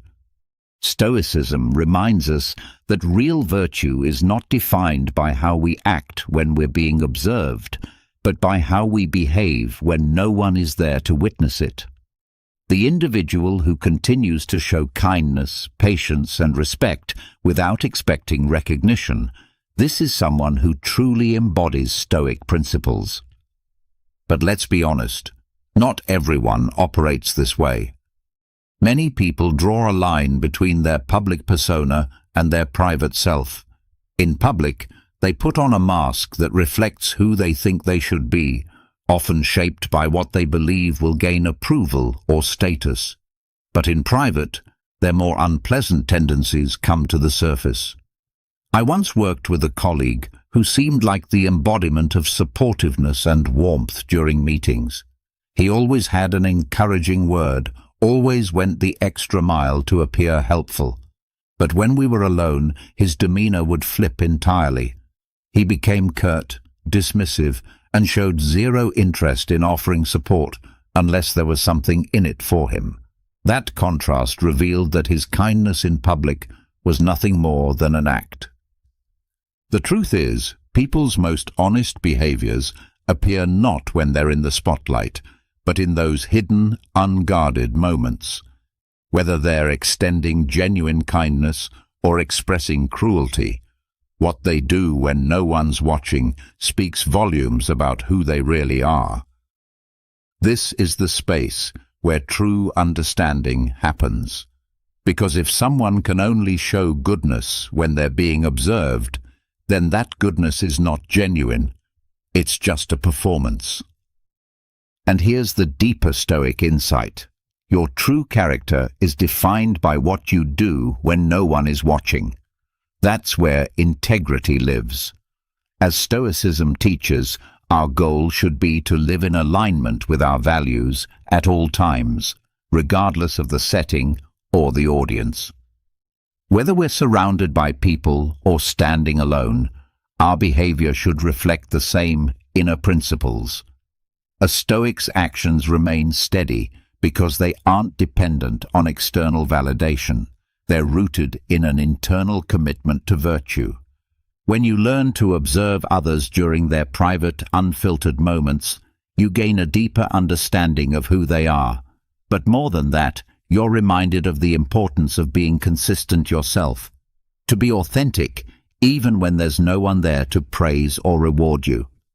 So, if you really want to understand a person, don't get distracted by the show they put on for the world. Instead, pay attention to what they do when the stage is empty. That's where the truth hides. If you want to uncover what truly matters to someone, pay attention to how they react emotionally.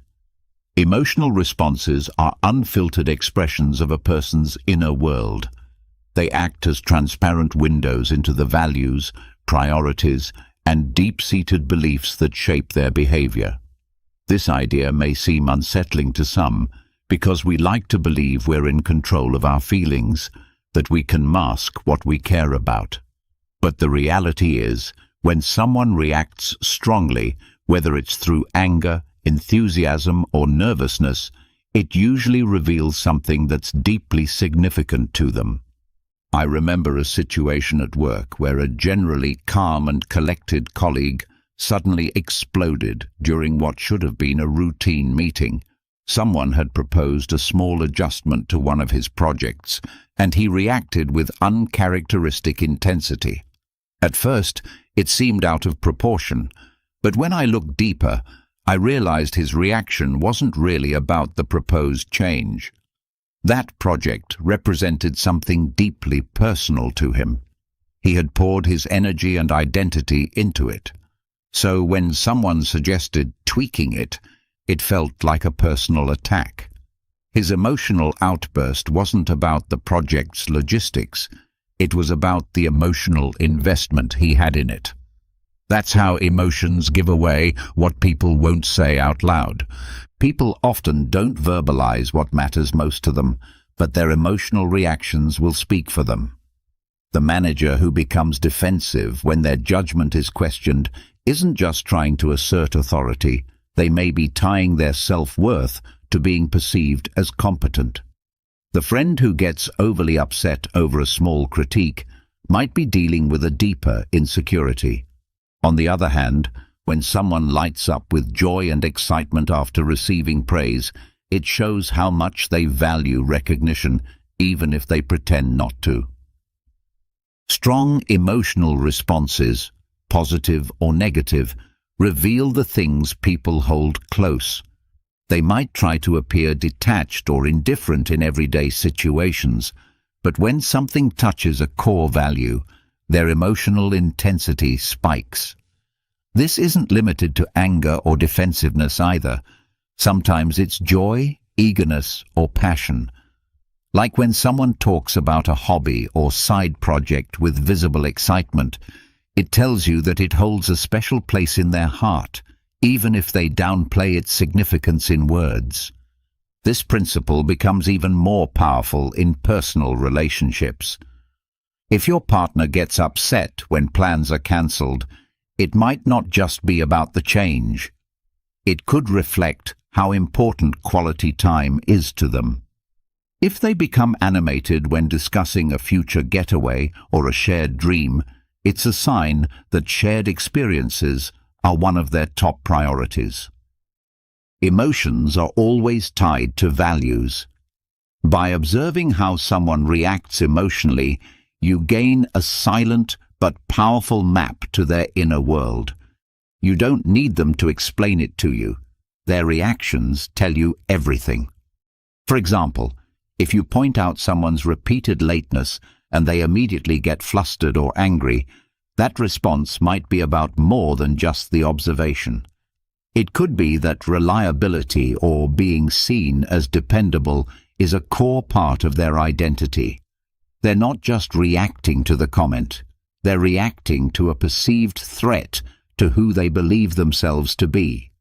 Stoicism encourages us to observe behavior with calm objectivity, and emotional reactions are some of the most revealing aspects of that behavior. When emotions flare up, it's usually because something valuable is at stake. You can use this insight not only to understand others better, but to approach delicate conversations with more awareness and compassion. If you know what stirs strong emotions in someone, you can speak to them in ways that are more thoughtful and less triggering, ultimately strengthening the relationship. But here's the more personal Stoic lesson. Your emotions tell on you too. When you find yourself having an intense reaction, pause and ask why. Is it because the situation touches on something you truly value? Or is your ego just getting in the way? Are you angry because someone questioned your integrity, or because your image is being challenged? Stoicism invites you to reflect on these moments. When you understand your own emotional patterns, you gain the power to navigate them more wisely. You learn to distinguish between what truly matters and what's just pride or fear. Reading people isn't a superpower. It's simply a skill built on careful observation. Body language, emotional responses, the subtle shifts in tone, all of these are silent but honest expressions of someone's inner truth. Stoicism helps you develop the kind of clarity that sees past the surface and into the heart of what really drives people. But the goal of this insight isn't manipulation. It's wisdom. It's the ability to understand others more deeply, and in doing so, better understand yourself. The more you pay attention to how people move through life, their triggers, joys, fears, and reactions, the more you begin to recognize your own. And in that awareness, you grow. You become more grounded, more empathetic, and more capable of living a life aligned with your values. That's the real gift of observing without judgment. Not just clarity in your relationships, but true growth within yourself. Imagine what it would feel like to live without being dependent on anything or anyone for your emotional stability. Imagine being able to maintain your peace without erupting in anger, without losing control, and without letting someone's words or actions have the power to shatter your mood. It may sound impossible, doesn't it? But that's not what I'm here to talk to you about today. What I want to share with you will completely shift the way you view life, not through magic, and certainly not through shallow, positive thinking, but through practical wisdom. This is the same kind of wisdom used by the great Stoic philosophers, Marcus Aurelius, Seneca, Epictetus, who faced life's storms without ever letting go of their calm. Think back to the last time you got upset. Maybe someone disrespected you, broke your trust. Or maybe it was something as simple as heavy traffic that triggered your frustration. What if I told you that all that anger you felt was actually a choice? Yes, a choice. And if you take to heart what I'm about to teach you, you'll find yourself no longer reacting in those same old ways. But there's a secret, a core principle that shifts everything. In this video, I'm going to walk you through that principle step by step.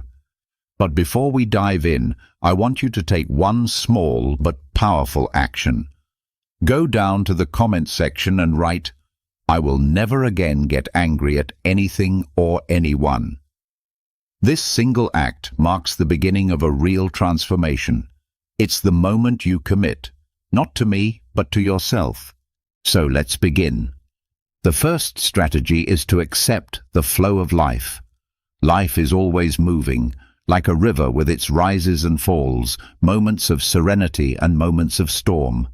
The Stoics teach us that when we fight against what's already happening, when we resist the inevitable, we only cause ourselves unnecessary suffering.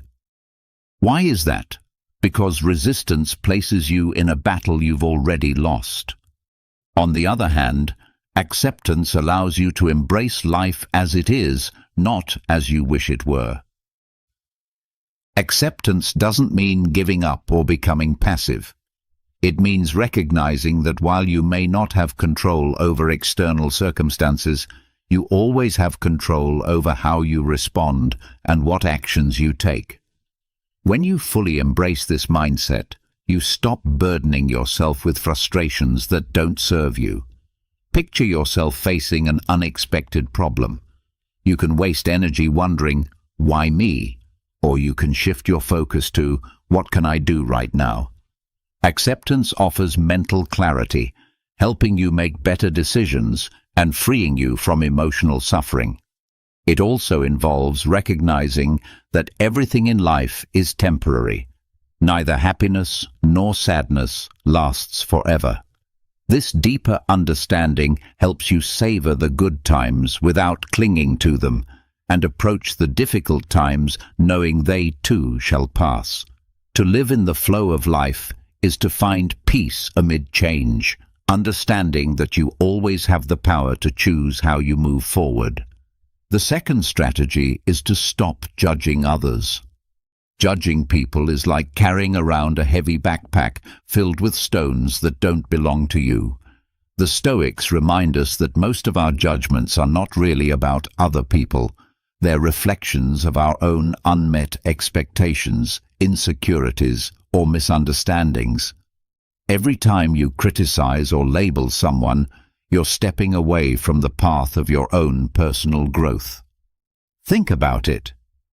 Someone does something that annoys or confuses you. Instead of rushing to judge, pause and ask yourself, do I really know their full story?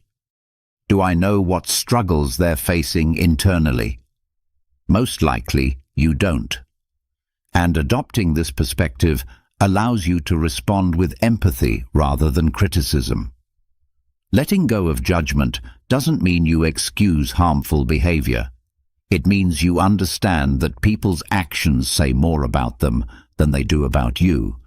This shift in perspective not only brings emotional relief, but also improves your relationships. And here's something powerful. When you stop judging others, you also let go of the fear of being judged yourself.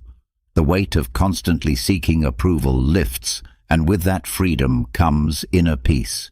Rather than spending your energy criticizing others, use that energy to reflect on how you can grow and improve.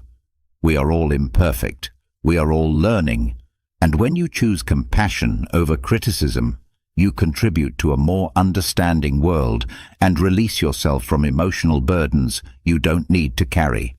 It's in this act of letting go that you find true serenity and clarity to focus on what really matters. Before we continue, I'd truly appreciate it if you could like and share this video so it can reach and help even more people. And if you don't want to miss out on future insights like this one, make sure to subscribe and turn on the notification bell. Now let's move to the third strategy. Control your mind. Your mind can be your strongest ally or your worst enemy. It all depends on how you train it. The Stoics deeply understood this. Everything begins in the mind. What you think shapes how you feel, and eventually how you act. If you don't take the reins of your own thoughts, your mind will quickly become overrun with distractions, anxieties, and negativity that dominate your experience. Controlling your mind doesn't mean trying to forcefully block out every unwanted thought. It means learning to guide them. One essential practice is mindful observation. When a negative thought comes up, don't feed it, don't merge with it. Step back, observe it without attachment, and let it pass like a cloud in the sky. Meditation is a powerful way to strengthen this skill. Just a few minutes a day focusing on your breath or silently repeating a calming phrase can build your ability to remain steady in difficult situations. This simple habit enhances your mental strength, allowing you to stay grounded even when life throws challenges your way. By learning to observe your thoughts without being controlled by them, you gradually develop a deeper inner peace. You no longer react impulsively. You respond with awareness. And that is the essence of true emotional mastery. This journey is not about perfection. It's about progress. It's about choosing understanding over anger, peace over judgment, and awareness over reactivity. The more you live by these principles, the more freedom you will experience, not just from others, but from your own internal storms. And that, my friend, is how you begin to live with real strength and serenity. Facing challenging situations while learning to train your mind to focus on what truly matters helps you avoid distractions and boosts your productivity. Another key principle from Stoic philosophy is the importance of questioning your thoughts. Not everything that runs through your mind is a reflection of truth. When you catch yourself expecting the worst or worrying about things outside of your control, take a step back and ask yourself, is this thought helping me or harming me? More often than not, you'll discover that you can replace that thought with one that is more constructive and positive. When you gain control over your mind, you also take command of your emotions and reactions. Regardless of what's happening around you, you will always have the power to remain calm and stay focused. Remember, mastering your mind is the foundational step to mastering your life. Another powerful strategy is to let go of the illusion of a perfect world. The world isn't perfect, and expecting it to be will only lead to constant frustration. The Stoics understood that mistakes, setbacks, and difficulties are not only inevitable, but an essential part of human existence. When you stop resisting this truth, you unlock a deep and endless reservoir of peace and clarity. Picture a moment when someone makes a mistake that negatively affects you. Your initial response might be anger or disappointment. But what if you saw that mistake instead as a chance to practice patience and compassion? This shift in perception doesn't just lighten your emotional burden, it also deepens and strengthens your relationships. Accepting imperfection also involves surrendering the need to control everything. No one has the power to eliminate every problem or ensure that things always go according to plan. Rather than wasting energy trying to change what cannot be changed, focus on what you can control, your mindset and your choices. Acceptance does not mean giving up or settling. It means choosing to improve yourself and your world without the unrealistic expectation that everything must be flawless. The real lesson is in finding peace amidst imperfection, both in others and within yourself. When you embrace this mindset, you free yourself from chronic frustration and the stress of impossible standards. In its place, you gain the ability to enjoy the present and meet life's challenges with wisdom and composure. Another transformative Stoic strategy is to take full responsibility for your emotions. Your feelings are not caused by other people or external circumstances. They arise directly from how you interpret and react to those situations. This Stoic teaching is powerful because it hands control of your emotional life back to you. Instead of placing blame on others or events, it encourages self-reflection and personal responsibility. Imagine someone says something hurtful to you. In that moment, you have two choices. You can let their words disturb your peace and react with anger or sadness, Or you can recognize that their opinion doesn't define your worth or control your inner calm. The key is to remember that no one can make you feel a certain way without your permission. Owning your emotions also involves letting go of the need for outside validation. Often, our negative feelings stem from unmet expectations. We want others to behave in specific ways or meet certain standards. But when you realize that those expectations are yours alone and not obligations for others to fulfill, you liberate yourself from unnecessary disappointment. This doesn't mean you should suppress how you feel. Instead, it's about understanding your emotions and managing them in a healthier way. If you're feeling frustrated rather than blaming someone else, ask yourself, what thought or belief is fueling this emotion? This act of self-inquiry helps you uncover and challenge the internal narratives that are affecting your mood. When you take ownership of your emotions, you become the author of your inner experience.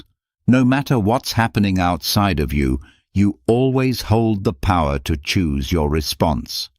Practicing this daily doesn't just bring inner peace, it also improves the quality of your relationships and allows for deeper emotional connection. Never forget, your emotional well-being is your own responsibility. The final strategy is to master the art of not reacting. Not every situation in life demands an immediate response. In today's world, we're often expected to react quickly, to reply, to act, to make decisions without pause. But true strength lies in the ability to wait, to breathe, to pause. Practicing the pause, a brief but mighty moment before you speak or act, is a valuable tool. It helps you reclaim control over your emotions and actions. When you're provoked by criticism, disagreement, or a difficult situation, your first impulse may come from raw emotion. Acting on that impulse can lead to misunderstandings, regrets, or escalation. On the other hand, if you pause, you give yourself the space to assess the situation with clarity. You quiet the emotional noise and choose a response rooted in wisdom. The art of not reacting doesn't mean ignoring or suppressing your emotions. Instead, it means giving them room to be acknowledged and understood before you respond. This habit nurtures patience, self-control, and inner wisdom. It transforms your words and actions into tools that build and uplift, rather than weapons that harm or destroy. Taking that pause also communicates a quiet strength to those around you. It shows that you are not easily manipulated or provoked. It demonstrates that your peace is not up for grabs. When you demonstrate that you're not easily manipulated and can stay grounded even in difficult or high-pressure situations, you're revealing a deep level of emotional maturity and inner resilience. It's a powerful sign that you know who you are and that you can remain centered no matter what's happening around you. Keep in mind that you don't always have to defend yourself, explain your actions, or respond to every provocation. Sometimes, silence speaks louder than any argument. It can be the most profound and impactful response. By learning to choose your words and your battles wisely, you can completely transform how you relate to others and how you perceive life itself.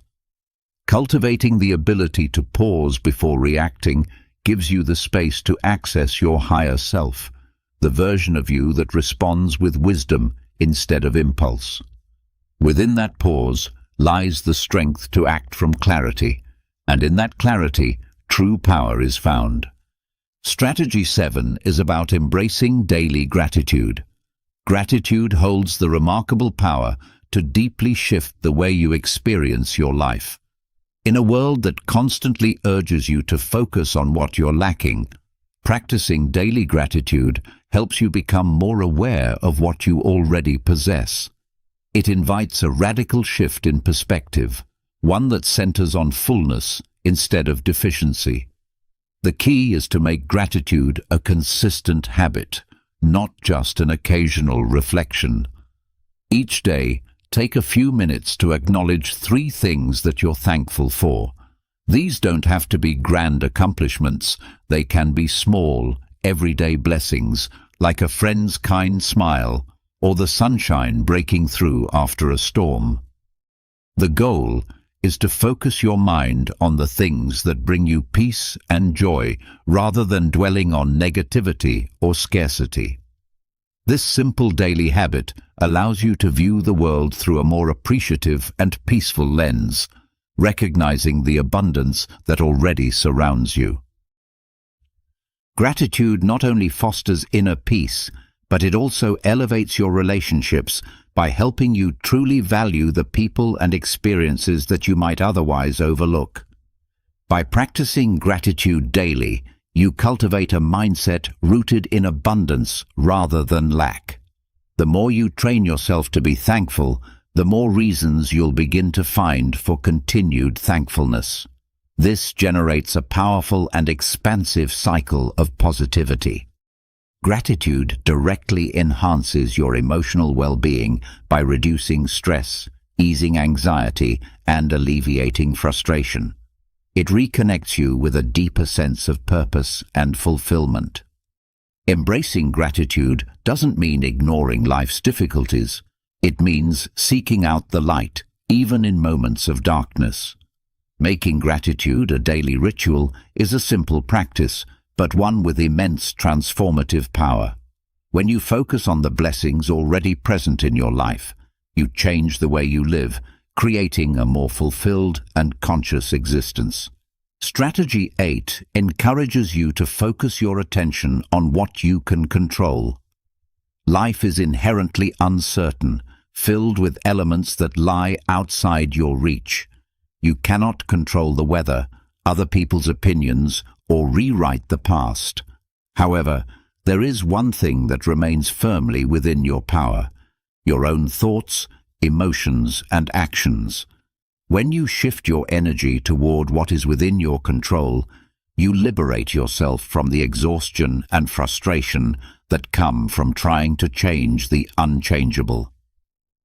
The first step is acknowledging that much of the anxiety and stress you experience stems from fixating on things you can't influence, worrying about the future, dwelling on how others perceive you, or replaying past mistakes.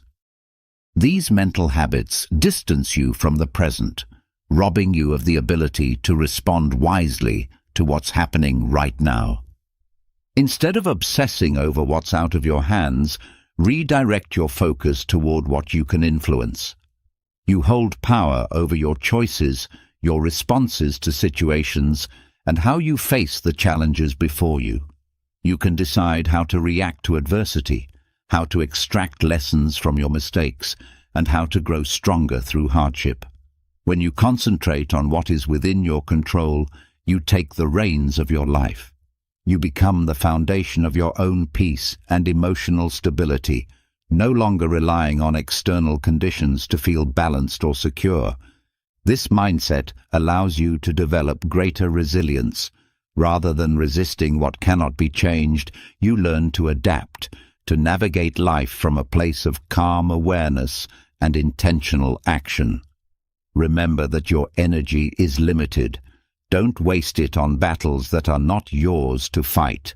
Instead, invest it in what is truly within your sphere of influence. By doing so, you will begin to live with greater mindfulness, focus, and inner serenity. Strategy 9 is to practice empathy. Empathy is among the most transformative and powerful abilities you can develop when it comes to building meaningful relationships and resolving conflict. Every person you meet is carrying invisible burdens, personal struggles often hidden behind the faces they present to the world. Before letting frustration or anger take over in difficult interactions, pause for a moment and consider what the other person might be going through. Practicing empathy doesn't mean that you have to agree with someone else's point of view. but it does mean making a sincere effort to understand where they're coming from, their feelings, their life situation, their unique challenges. When you encounter conflict, rather than reacting impulsively, ask yourself, what might this person be feeling right now? What kind of struggles or worries might be influencing their behavior? This conscious effort to understand others allows you to look beneath the surface and respond from a place of compassion rather than judgment. Empathy softens anger and dissolves tension because it fosters deeper human connection. By seeing beyond the immediate situation, you open a path toward resolution and healing. You free yourself from the constant urge to prove a point or assert your own perspective. Instead, you begin to strengthen both your personal and professional relationships. Practicing empathy also nurtures patience and tolerance, helping you recognize that every person has their own journey, their own history, and their own pain. This awareness allows you to respond with greater calmness and grace. By cultivating empathy, you not only become more understanding, you also create space for more peaceful, authentic interactions in your life. Reacting with calmness and constructiveness rather than escalating a conflict allows for resolution through greater understanding and mutual respect. When you practice empathy, you not only improve your own well-being, but also positively impact those around you, fostering a more conscious, connected, and humane environment. By making empathy a central part of your daily life, you contribute to creating a more harmonious and supportive atmosphere. Another key lesson is to embrace the transient nature of life. Nothing in this world is permanent. People, moments, and emotions are fleeting. Everything is in a constant state of change, and when you accept this transience, you cultivate a profound appreciation for the present. Instead of holding on to the past or fearing the future, you learn to savor the here and now. Recognizing the impermanence of life also helps free your heart and mind from unnecessary emotional burdens, such as resentment and anger. Although these emotions are natural, they intensify when we cling to past situations. By understanding that all things end, you can release these negative feelings more easily, making it easier to move forward without carrying the weight of the unchangeable. Embracing life's transience also gives you the flexibility to adapt more easily to changing circumstances, offering a greater sense of peace. You come to see that pain, like joy, is temporary. By accepting impermanence, you learn to cherish what you have in the moment, appreciating the beauty in the everyday moments that often go unnoticed. Instead of living in constant anticipation of the future or regret for the past, you learn to live fully in the present, accepting life's ebb and flow with calmness. Another important insight is to practice love and gratitude. Anger is a destructive force that consumes from within, but love and gratitude are the antidotes. This isn't about empty sentimentality, but about adopting a true philosophy of life. As Marcus Aurelius wisely said, when you wake up each morning, remind yourself of the privilege of being alive, breathing, thinking, and loving. When you approach each day from this perspective, anger loses its power over you. Love, in this sense, is not romantic or dependent love, but a deep understanding and compassion for humanity. Everyone acts according to their own understanding and circumstances. So, when someone offends you, instead of reacting with anger, ask yourself, does this person truly know what they are doing? Often, the answer is no. By letting go of personal offense, you realize that it's not possible to be angry and grateful at the same time. If you practice gratitude consciously, your mind will stop searching for things to be upset about. For example, When someone cuts you off in traffic, instead of cursing, be grateful that you have a vehicle and the opportunity to drive. If someone speaks ill of you, be thankful that you have the chance to show who you truly are through your actions.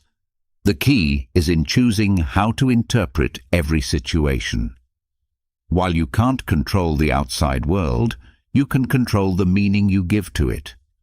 Gratitude transforms problems into lessons, and love transforms frustration into patience. If you adopt this mindset, anger will have no place in your life. Furthermore, we often fall into the trap of labeling things as either good or bad. Society teaches us to divide the world into categories like just and unjust, noble and vile, right and wrong. But this binary view of the world is simplistic and ultimately frustrating. The Stoics understood a profound truth. No one is entirely good or entirely bad. Every person acts according to their own perceptions, experiences, and limitations. When someone betrays you, lies to you, or treats you poorly, it's not because they are inherently bad. In their mind, they are justifying their actions, perhaps driven by fear, ignorance, or internal struggles. Labeling them as bad only breeds resentment and solves nothing. As Epictetus stated clearly, it's not the person who harms you, but the judgment you place on their actions that causes pain. You are not angry because of what happens to you, but because of the story you tell yourself about it. For example, if someone insults you on the street and you label them as a fool, anger will flood your mind. But if you instead think, maybe this person is having a tough day, you free yourself from the burden of anger. True power lies in accepting reality as it is, without dividing it into extremes. Don't expect the world to behave according to your expectations. People act based on their own reasons, not yours. When you understand this, you stop suffering from their actions. You won't get angry because you realize that everyone, in their own way, is doing the best they can with the tools they have. If you've made it this far, you have not only learned how to free yourself from anger, but have also taken a significant step toward a calmer, more powerful life. The key is in changing your perspective and not allowing external circumstances to control your inner peace. Thank you for watching this video to the end. If you found it helpful, please give it a like and share it with your friends and family. Everyone deserves to live a more peaceful life. Be sure to subscribe for more content on Stoicism and personal growth. And remember, take action now by writing in the comments, "I will never get angry about anything or anyone." This simple but powerful act is the first step toward transformation, and it marks the moment when you commit to a new way of being. I invite you to watch the next video where you will discover another Stoic teaching that can transform your life. See you there.